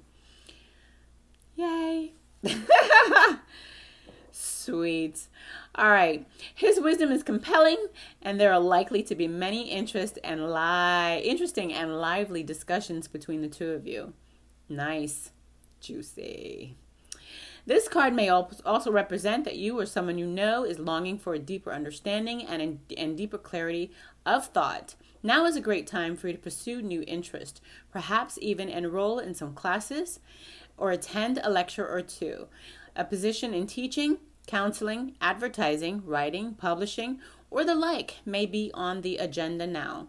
A treasure trove of discovery is waiting for you, so let your mind and your life soar. And that's your second message, to think about school or learning something new. So it's time for you to chop, chop, chop. Go back to school. You're never too old to learn something new. Hold on one second.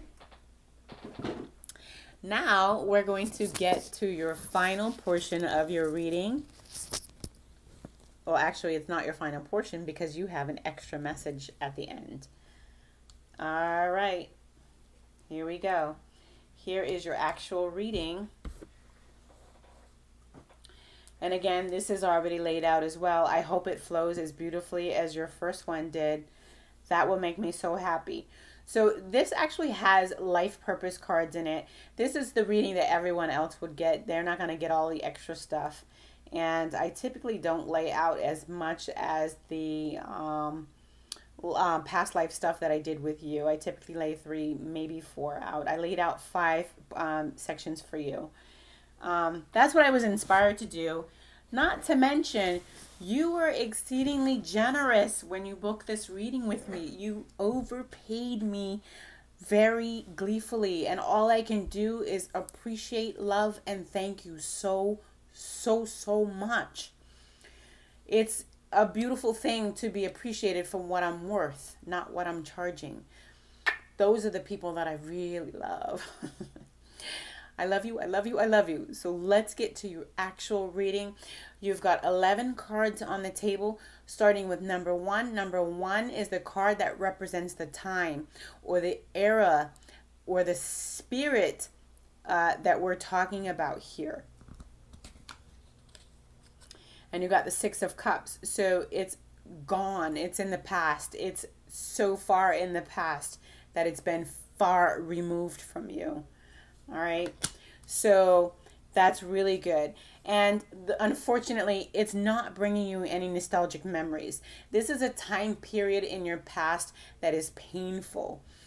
This is a time period in your past that has caused you to have excruciating memories, excruciating timeful experiences, and painful lessons to learn in this particular lifetime.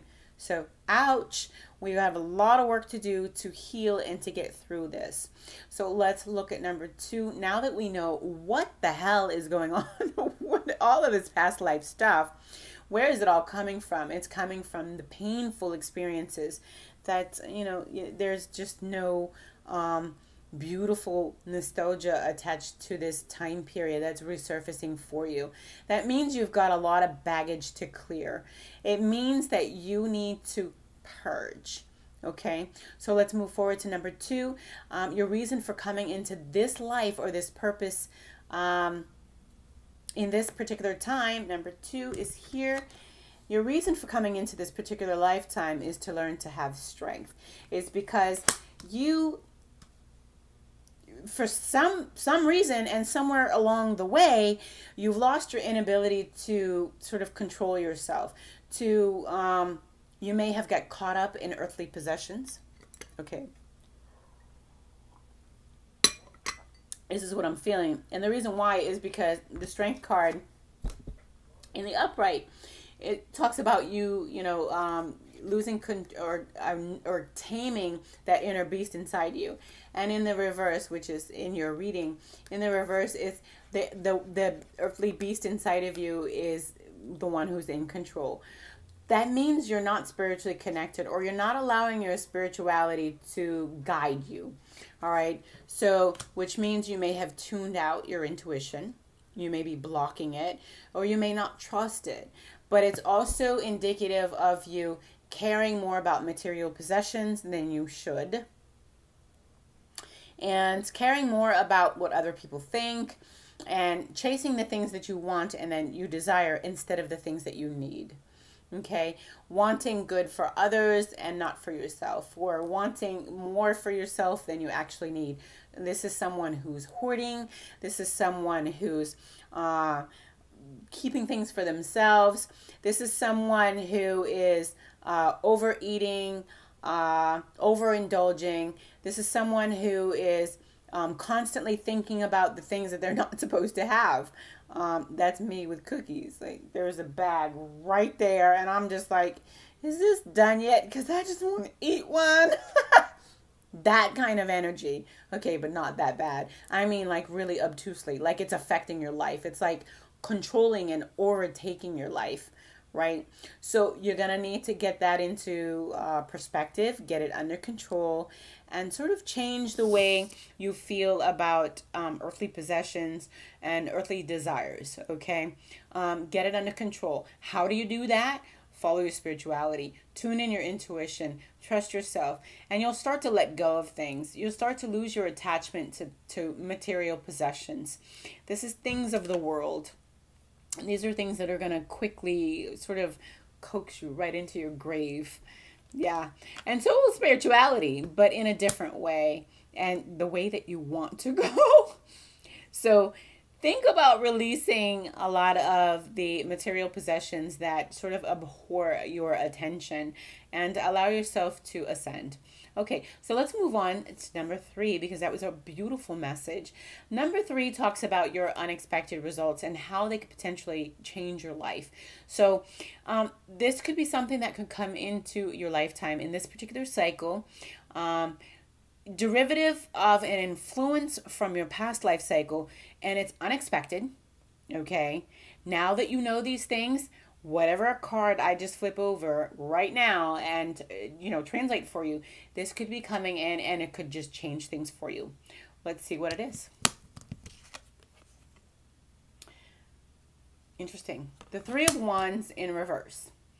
And why it's so interesting is because the 3 of Wands is indicative of someone who literally knows, okay, they don't necessarily know exactly what they want, but they're planning for the future. It's like, I made this commitment to do this, and now here's this new opportunity. I got the world in my hands. I kind of want to move forward. I want to do something different. I want to go in a different direction. And so I tried this.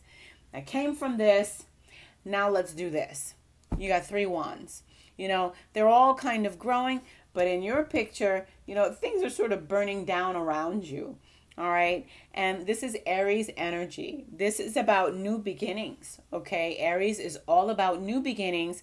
Aries is about adventure. Aries is where the fool is born, and he just goes forward with nothing. No cares, not a care or worry in the world, just trusting and having faith. And so it's kind of the energy that you'll need to embody. It's in reverse for you. So you've got a challenge in this area. This is going to be the unexpected results that you can expect. Challenges in you being able to move forward. You being able to plan the new leap of faith type of energy. For you to be able to, you know, pick a new path and go. For you to sign up for these classes is going to be an extreme challenge for you, because you're going to probably fight with yourself. I don't want to. I'm too old. You got a number of reasons why you shouldn't, potentially.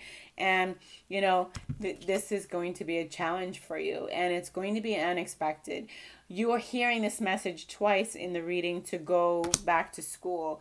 So the thing is that you probably have got pinging sensations in your body saying, see, told ya, it's time, see, told ya. And you're like, damn it, I can't believe she said that. So yes, it's time for you to register for those classes and turn this energy around and really look forward to a brand new beginning, a brand new future, and take a leap forward. Because to have those unexpected results just come in and change your life, there's something new there that is there, but it's blocked. I think you're having action blockages. You're not willing to take action, or you're not knowing where to begin. You may see or have some ideas of some things that you'd like to do, but have no idea on how to accomplish that. That's a great place to start, because at least you know something. So talk to somebody about that and be willing to make changes. If you want to talk to, if you want to learn real estate, you got to talk to a real estate professional. You don't talk to someone who's washing cars to learn about real estate. You got to talk to the real estate professional. If you want to learn how to, you get my point. Anyway, let's keep moving it forward. Number four is what they taught you and what you learned in this past life relationship. Now remember, it's associated with a lot of pain. What they taught you was how to feel warm. What they taught you was how to make things work for yourself. What they taught you was how to provide for yourself. What you learned was how to become independent. And oh my gosh, it's been hard for you. But you did learn this lesson. And it hasn't been easy. You're still looking for your community. There's a part of your heart that is longing for this community. Like, I belong to a community. Where are my people? And, in the meantime, you had to be provided for, and you figured out how to do it. All right. There's,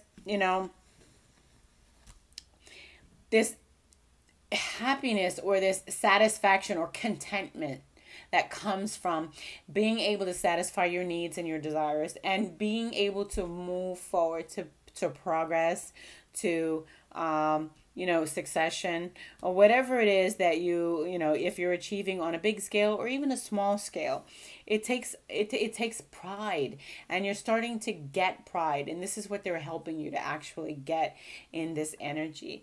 When we say, what they taught you how to, make yourself content, how to provide for yourself, how to make ends meet. And, you didn't have to depend on anyone else to do that. You figured it out. So kudos, congratulations. Make sure that you're giving yourself credit for the things that you have accomplished. Ooh, oh, thank you. That was so Virgo. They've been hurt. I've been doing this through the whole reading, haven't I? That's Virgo in me. All right. So moving forward, and I just tried to lift it again. Moving forward, number 5 is how you dealt with them once that you were separated. So once you left your community, once you left your tribe, of course, you died. and you got recycled. All right. And you have a new body and you're here now, right? And so here's what happened. You became alone. Alone, but very independent, very self-sufficient. Oh my God, how is your reading flowing? Thank you, Source. Thank you, Spirit. Thank you, thank you, thank you, thank you, thank you, thank you, thank you, thank you, thank you. Wow.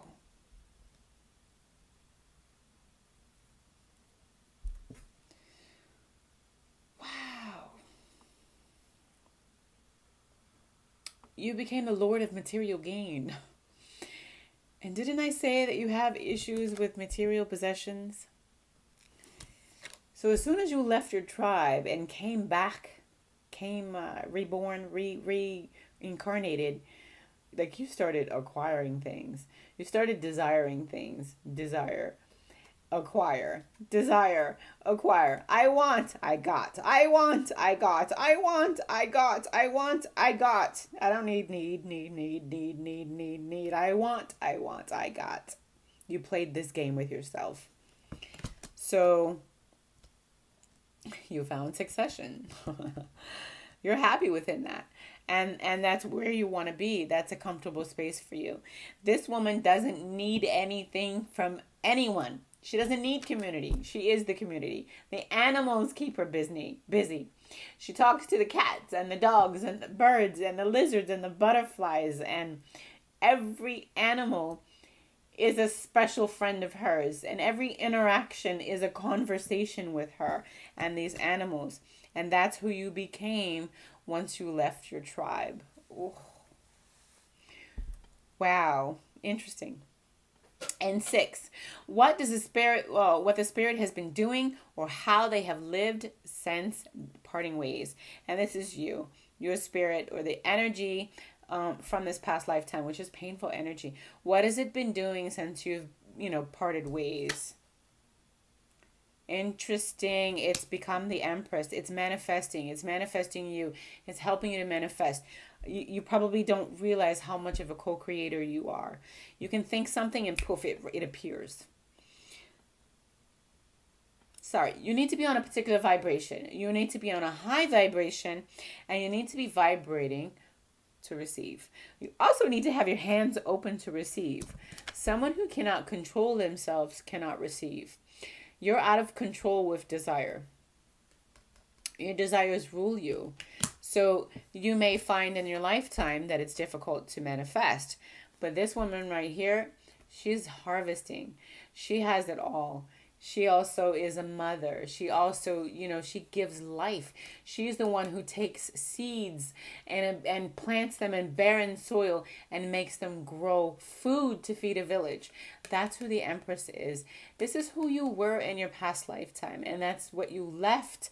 And that's what you can become. Wow. So let's look at number 7. Why have they chosen, or why has this energy chosen to return to you in this particular lifetime? Why are these painful memories from this particular past lifetime here now to be dealt with? Wow, the Ace of Pentacles, because it's a grand opportunity for you to do some serious energy clearing. If you do, you're going to be receiving some sort of spiritual gifts. These are gifts from the universe. When the Ace of Pentacles shows up, there's no one can hand you this but God. This is God saying, I got some diamonds for you, baby. So that's literally what this is. And wow, your reading is absolutely amazing.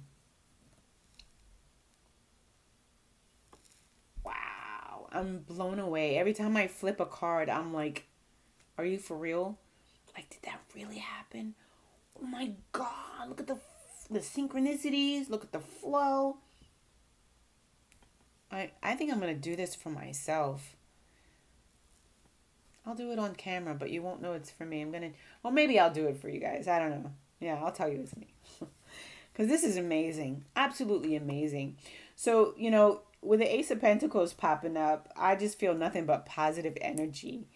The universe just wanting to bless you. That's Jupiter.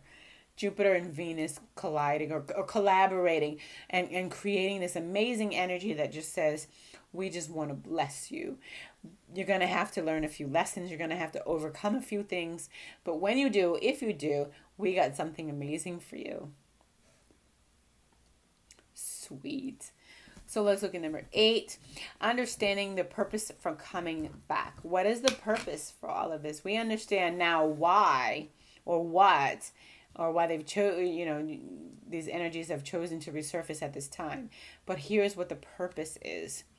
The purpose is to teach you to be more protective, to defend yourself, to really be more independent, to be able to stand alone and fight for what you want, what you believe in, and who you really truly are.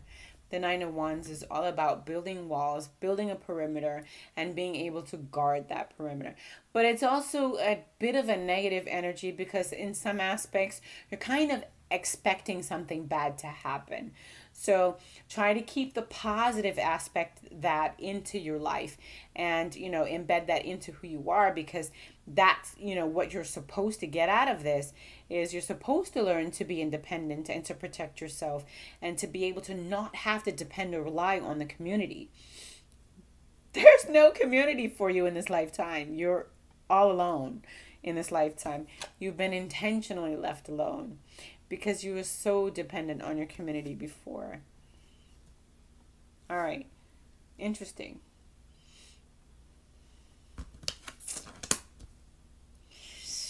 Ooh, number 9. Number 9 is your relationship between you when coming back together again, or the relationship between you when, these timelines merge. Is you're unhappy. So at the time your timelines merge, your old life is meeting your new life. This is where you find yourself the least happy. This is where you find yourself unable to heal because, and it's right next to the Desire card or the Strength card in reverse.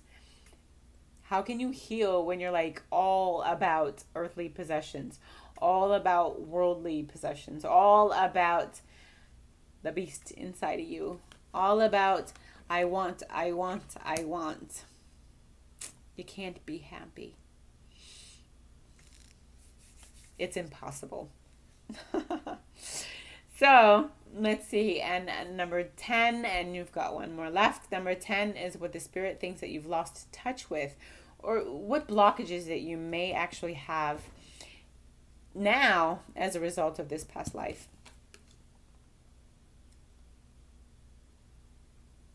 Karma. Judgment card. This is your last judgment. This is literally judgment day for you. All right. So yeah, you got a slew of life lessons to go through.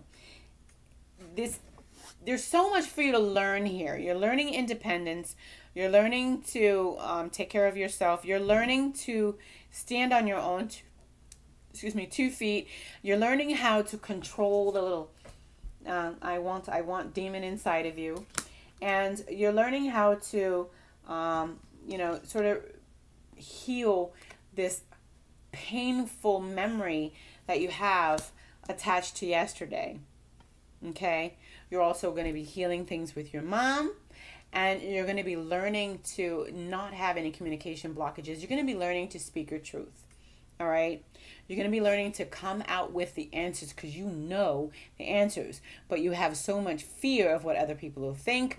You have the fear of saying the wrong things. You have fear of being wrong or being misinterpreted or hurting someone's feelings so badly that you don't communicate. And, you're going to have to learn how to let all of that go. These are lessons. When you do, this is next to the Ace of Pentacles. This is when you receive. Hold your hands open is what this is. Archangel Gabriel blowing his trumpet saying it's time for you to receive.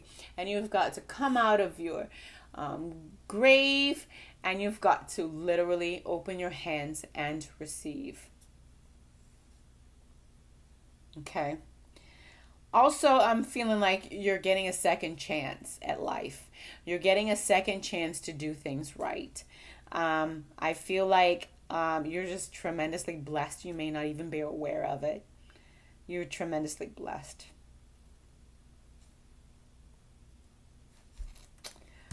It's getting cold in here, guys. When I start doing this, I'm freezing. I had a sweater around here somewhere. Hold on, let me grab my sweater. Yeah, buddy. Taking a look at those cookies.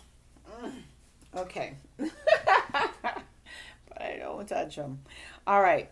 So I flipped over already card number 11. It is your last card. It is called the Princess of Cups in reverse.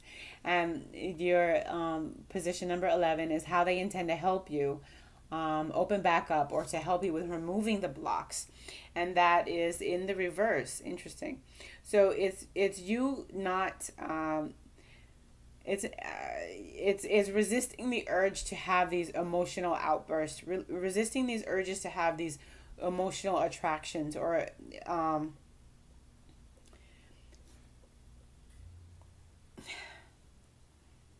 I think it's like feelings of guilt. It's feelings of you know, questioning your worthiness, the fear of rejection, those things. You need to let that go. And this is how they're going to help you. If you can release that stuff, that will remove your blockages. And that's literally what's keeping you from communicating, from being a communicator. You damn sure have the ability to communicate really well. And you know things. You got so much past life information and secrets people need to hear. And you're not sharing any of that with anyone. And there are things that need to be disclosed. And, you know, with the Princess of Cups in reverse, this is you fearing rejection. This is you keeping things to yourself. This is you hiding how you feel. This is you fearing your emotional status. This is you being afraid to cry, or always crying, or, you know,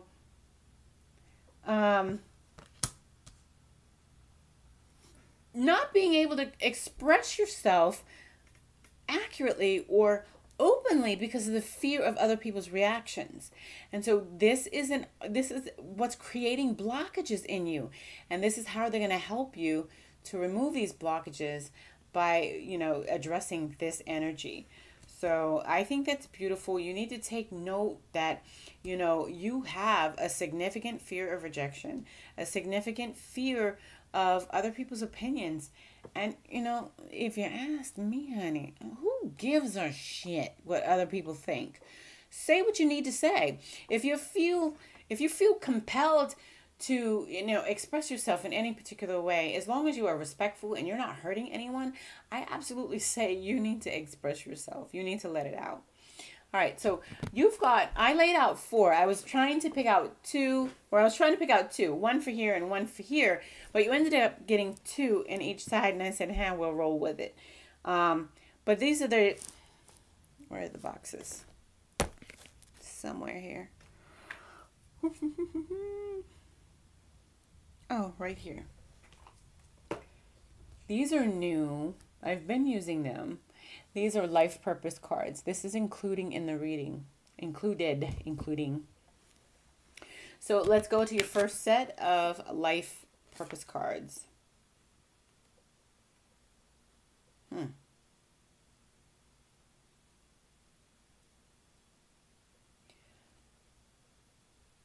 Wow.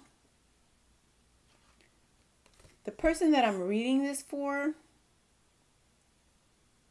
this is so accurate. So accurate.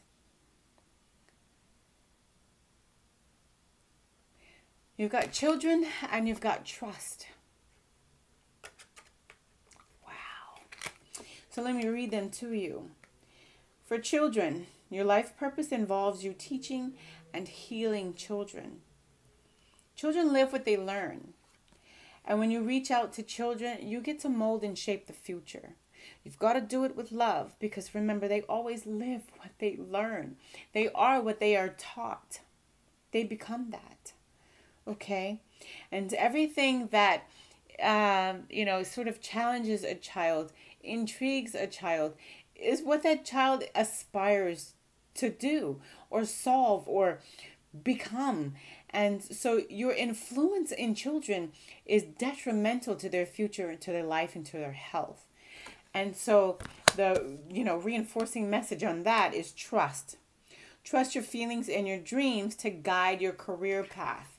And to the person that I'm doing this reading for, we've talked about it before, that you definitely may have some kind of calling that involves you working with children.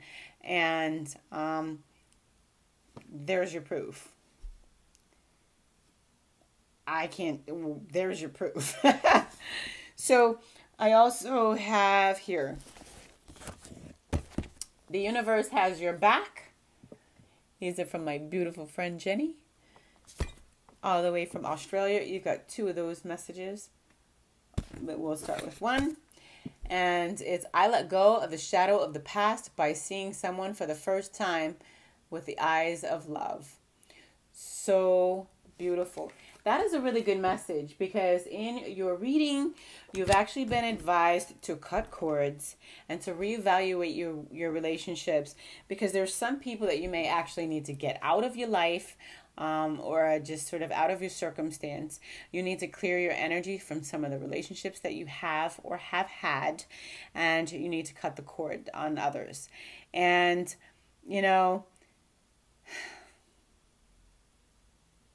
the best way to heal yourself and to change yourself is to start looking at yourself through the eyes of love. And this message is encouraging you to do that with everyone. But it starts with you. It starts with number 1. You are the most important person in your life. And if you're not putting yourself as that number 1 priority, everyone else has got to be secondary after you. Because how can you really love anyone unless you're really loving yourself? You can't. All right. And then you have this amazing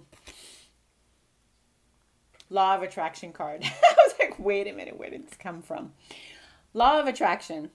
I can create castles easily as buttons. I love castles. I have a fascination with castles. I have a past life memory of living with my twin in a castle.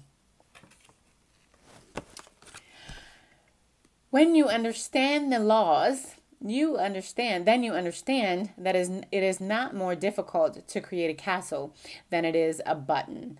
They are equal. It is not more difficult to create $10 than it is to create $10 million. It is the same application of the same law to 2 different intentions. So if you want to create $10 or $10 million, it's the same energy required. I'll remember that. And then you got the number 39 here, which equals 3. So that's about Trinity. That's whole and completion. That's completeness. I love that message. It's a complete message. And Trinity for me may mean something different from you, whatever it means. But anyway, 9 and 3 equals 3. So, all right. Let's look at your life purpose messages on this side.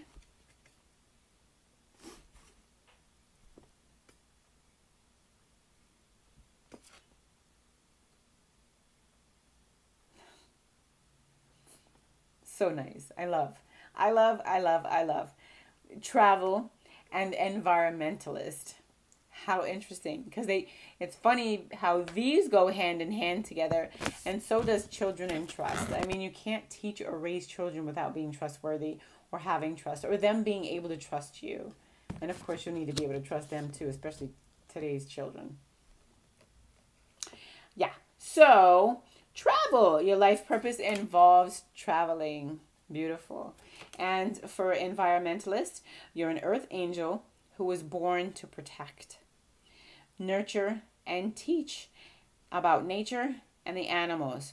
Well, there is your curriculum. I didn't read that until I read it out loud. There's your curriculum. There is your curriculum right there. That's what you're going to teach your kids. So maybe you can do a mentorship program, and you can take the kids on field trips and teach the kids, about their environment, about energy consumption or saving energy, or potentially about recycling or reducing, reusing. That type of energy, that type of conversation is really important to children of today.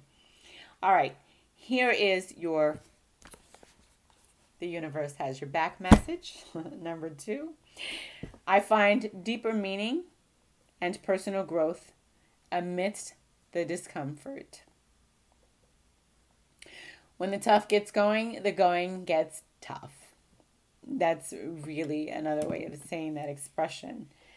You've got to allow yourself to look deep into the meaning of things and, grow from each experience. When things hurt you and things are painful and things are confusing, it's because there's something to learn. There's a reason why it hurts. There's something you're not seeing, or there's something that you're not paying attention to. Okay?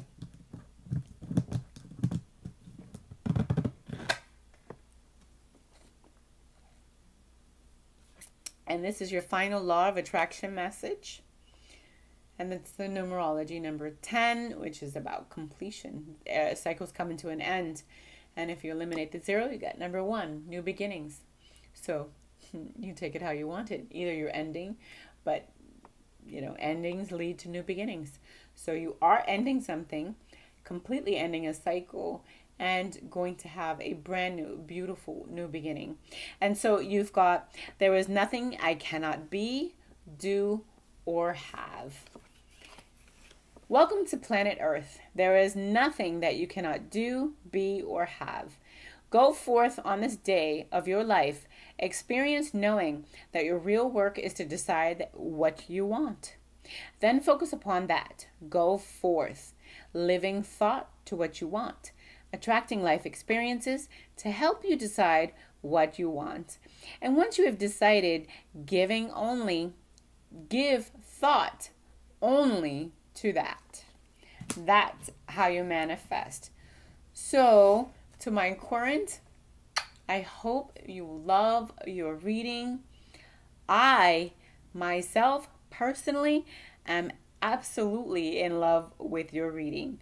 I am going to go into meditation and give thanks for this beautiful flow.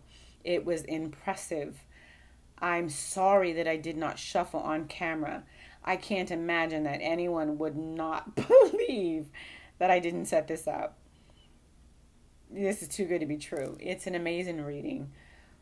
Source is so good. So good to me. I've got to go give thanks. This is just a lot to see.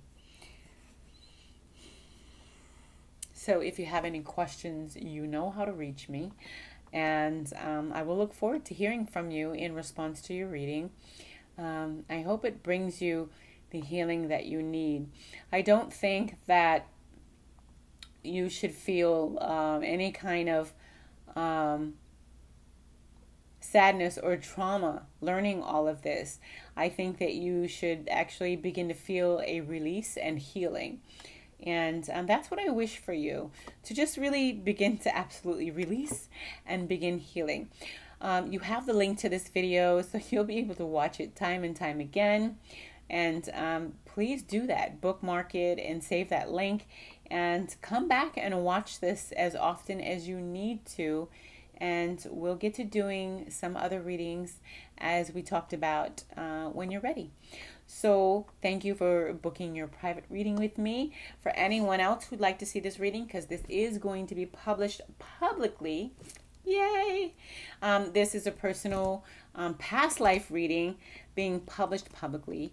If you'd like to book your reading, I will put the link down below, and you can visit me at the store and book your own past life reading and get started on healing your past, so you can have a better present and an amazing tomorrow, an amazing future. And yeah, I'm excited. So get with me and we'll take it from there. Take care, guys. I love you. I love you all. Please make sure that you go and love yourself. I am so sorry. I forgot something. I did this to the last reading I did. I forgot your healing message. Remember, I pulled an Isis oracle for you. I did that because I was spiritually led to do it. It's as if she was calling out to me, saying, we need to do a reading today.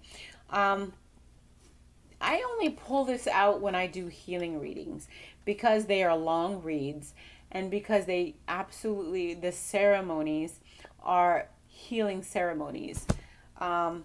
I've done them all personally, myself, pretty much almost all of them, maybe all of them, and they transform my life. But they are not easy to do or easy to bear. So give me just a moment and we're going to get right into this Isis energy. Isis is again Old Egypt. I am very big on Old Egypt because I do realize that that is my my truth.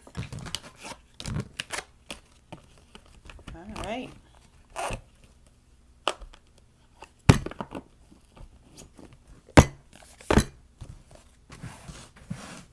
Wow, you're reading. Wow. Okay. So, I already picked out your card for you, and I got it in the book. It's all ready. Here. I have, let's see.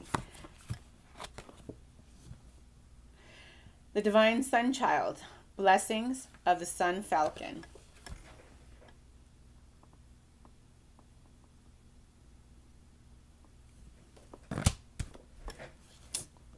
Love that. All right. So, let's see. Like I said, this is a long read. A little bit. So let me get right to it. Blessings of the Sun Falcon. Blessings of the Sun Falcon, the divine sun child Horus, the son of Isis and Osiris. Flow to you now, beloved initiate. It is time to allow your life to flourish without limits, to let your light burn bright without a veil. Just like the midsummer sun, burning without contest in the Egyptian desert.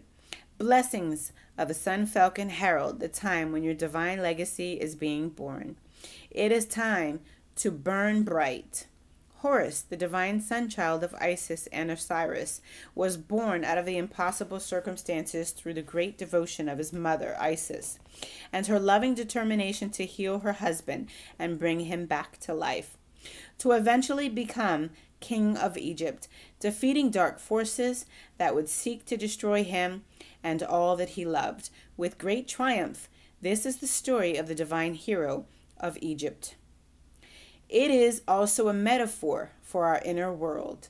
Our divine feminine must stay true to her values of love, healing, and the triumph over creativity over destruction, born of fear and hate. She must never give up her belief in her ideals. Our divine feminine is our body.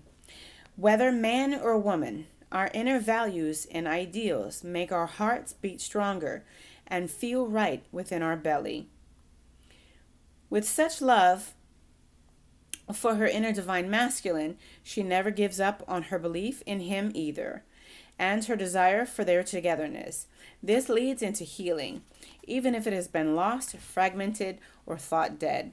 The divine masculine is our spirit, whether our woman or man, that our body desires to unite with, to help it come to life and light in a new blissful way. Our love in our hearts call our spirit home into our bodies. We become able to stand firm, take action, and make choices that allow our inner ideals to become part of our world. We live accordingly to our values, not just to hold them inside ourselves. Finally, as our divine feminine masculine unite within our bodies, the new golden consciousness is born. This is the sun, child of Horus. with an eye that is the moon and an eye that is the sun, representing the perfect balance of the masculine and the feminine in harmony with each other. The divine sun child is the new self, filled with love, light, and power in the world. It is the authentic self living in inner truths in the outer world, an agent of healing on this planet, an inspiration for others to behold, brave and vivid enough to walk their own paths and eventually receive the same blessings. As the sun falcon, with a burning golden solar disk above his head, he descends to you now, blessing you with great light, good tidings, and creative potency to manifest your life's legacy, that which has meaning and preciousness to your heart and soul successfully. He is a sign that your heart needs to know that it will triumph. The solar principle for which he stands honors creativity and light in all forms, either music, art, writing, or more. What is in your heart? Are you building a spiritual legacy in your life now? Even if from seemingly small or impossible beginnings, great things are possible for you and your creative spirit. To allow these sacred blessings to empower your creative birth now, in many ways, you are guided to let go of the thoughts and feelings that it is impossible or too hard or cannot be done. Honoring the need to create as a part of your natural life expression is a way for you to receive these blessings. You are born to shine like the sun. You are just, and there is no question that this will happen. This oracle of the sun falcon can also indicate a new life-changing opportunity on its way to you. When your heart sings, say yes! And do not give up until you have your success. The sun will shine on you and you will succeed. Here is the ritual of the sun falcon. I don't know if we can do this together. Let's see. Okay, I'm going to read it to you because you can absolutely do it. We're not going to do it now, are we? I'm going to read it to you and you can do it on your own. Okay?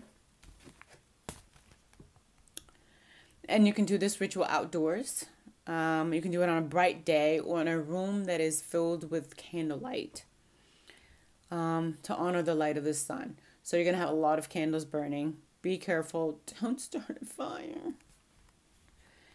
Close your eyes and become aware of the light of the sun or the candle burning in your own heart. Imagine that you become aware of a magnificent golden falcon with the flame, the wide wings, and a fierce call, shining like the sun, and full of golden light. Above the head of the falcon is a solar disk, a sun, golden and strong. Feel the light emanating from the source and say, and you'll repeat after me, I now receive, through unconditional love, the golden light and the blessings of the sun falcon. I welcome your unconditional love and assistance and blessing into my heart and life now. Help me foster life and creation now. Beloved sun falcon, I honor my creative inner sun and allow it to be powerful and bright. Through my own free will as a sovereign being of light, so be it. Stay with the golden light, and when you are ready, just open your eyes. And if you used a candle, feel free to light the candle again and again whenever you are engaging in creative work to activate your blessings. Your incantation to the sun falcon. You can use this incantation as a blessing prayer at any time that you need some divine creative assistance. You can use it independently or at the end of the ritual above. Are you ready? Repeat after me. Horus, falcon of the golden sun, My creative energies have begun to shine bright and strong. Help my creative projects along to fulfillment and completion pure. With your will and your light so sure. Horus, falcon of the golden sun, my successes and winnings now come. And that, my dear, is the divine sun child.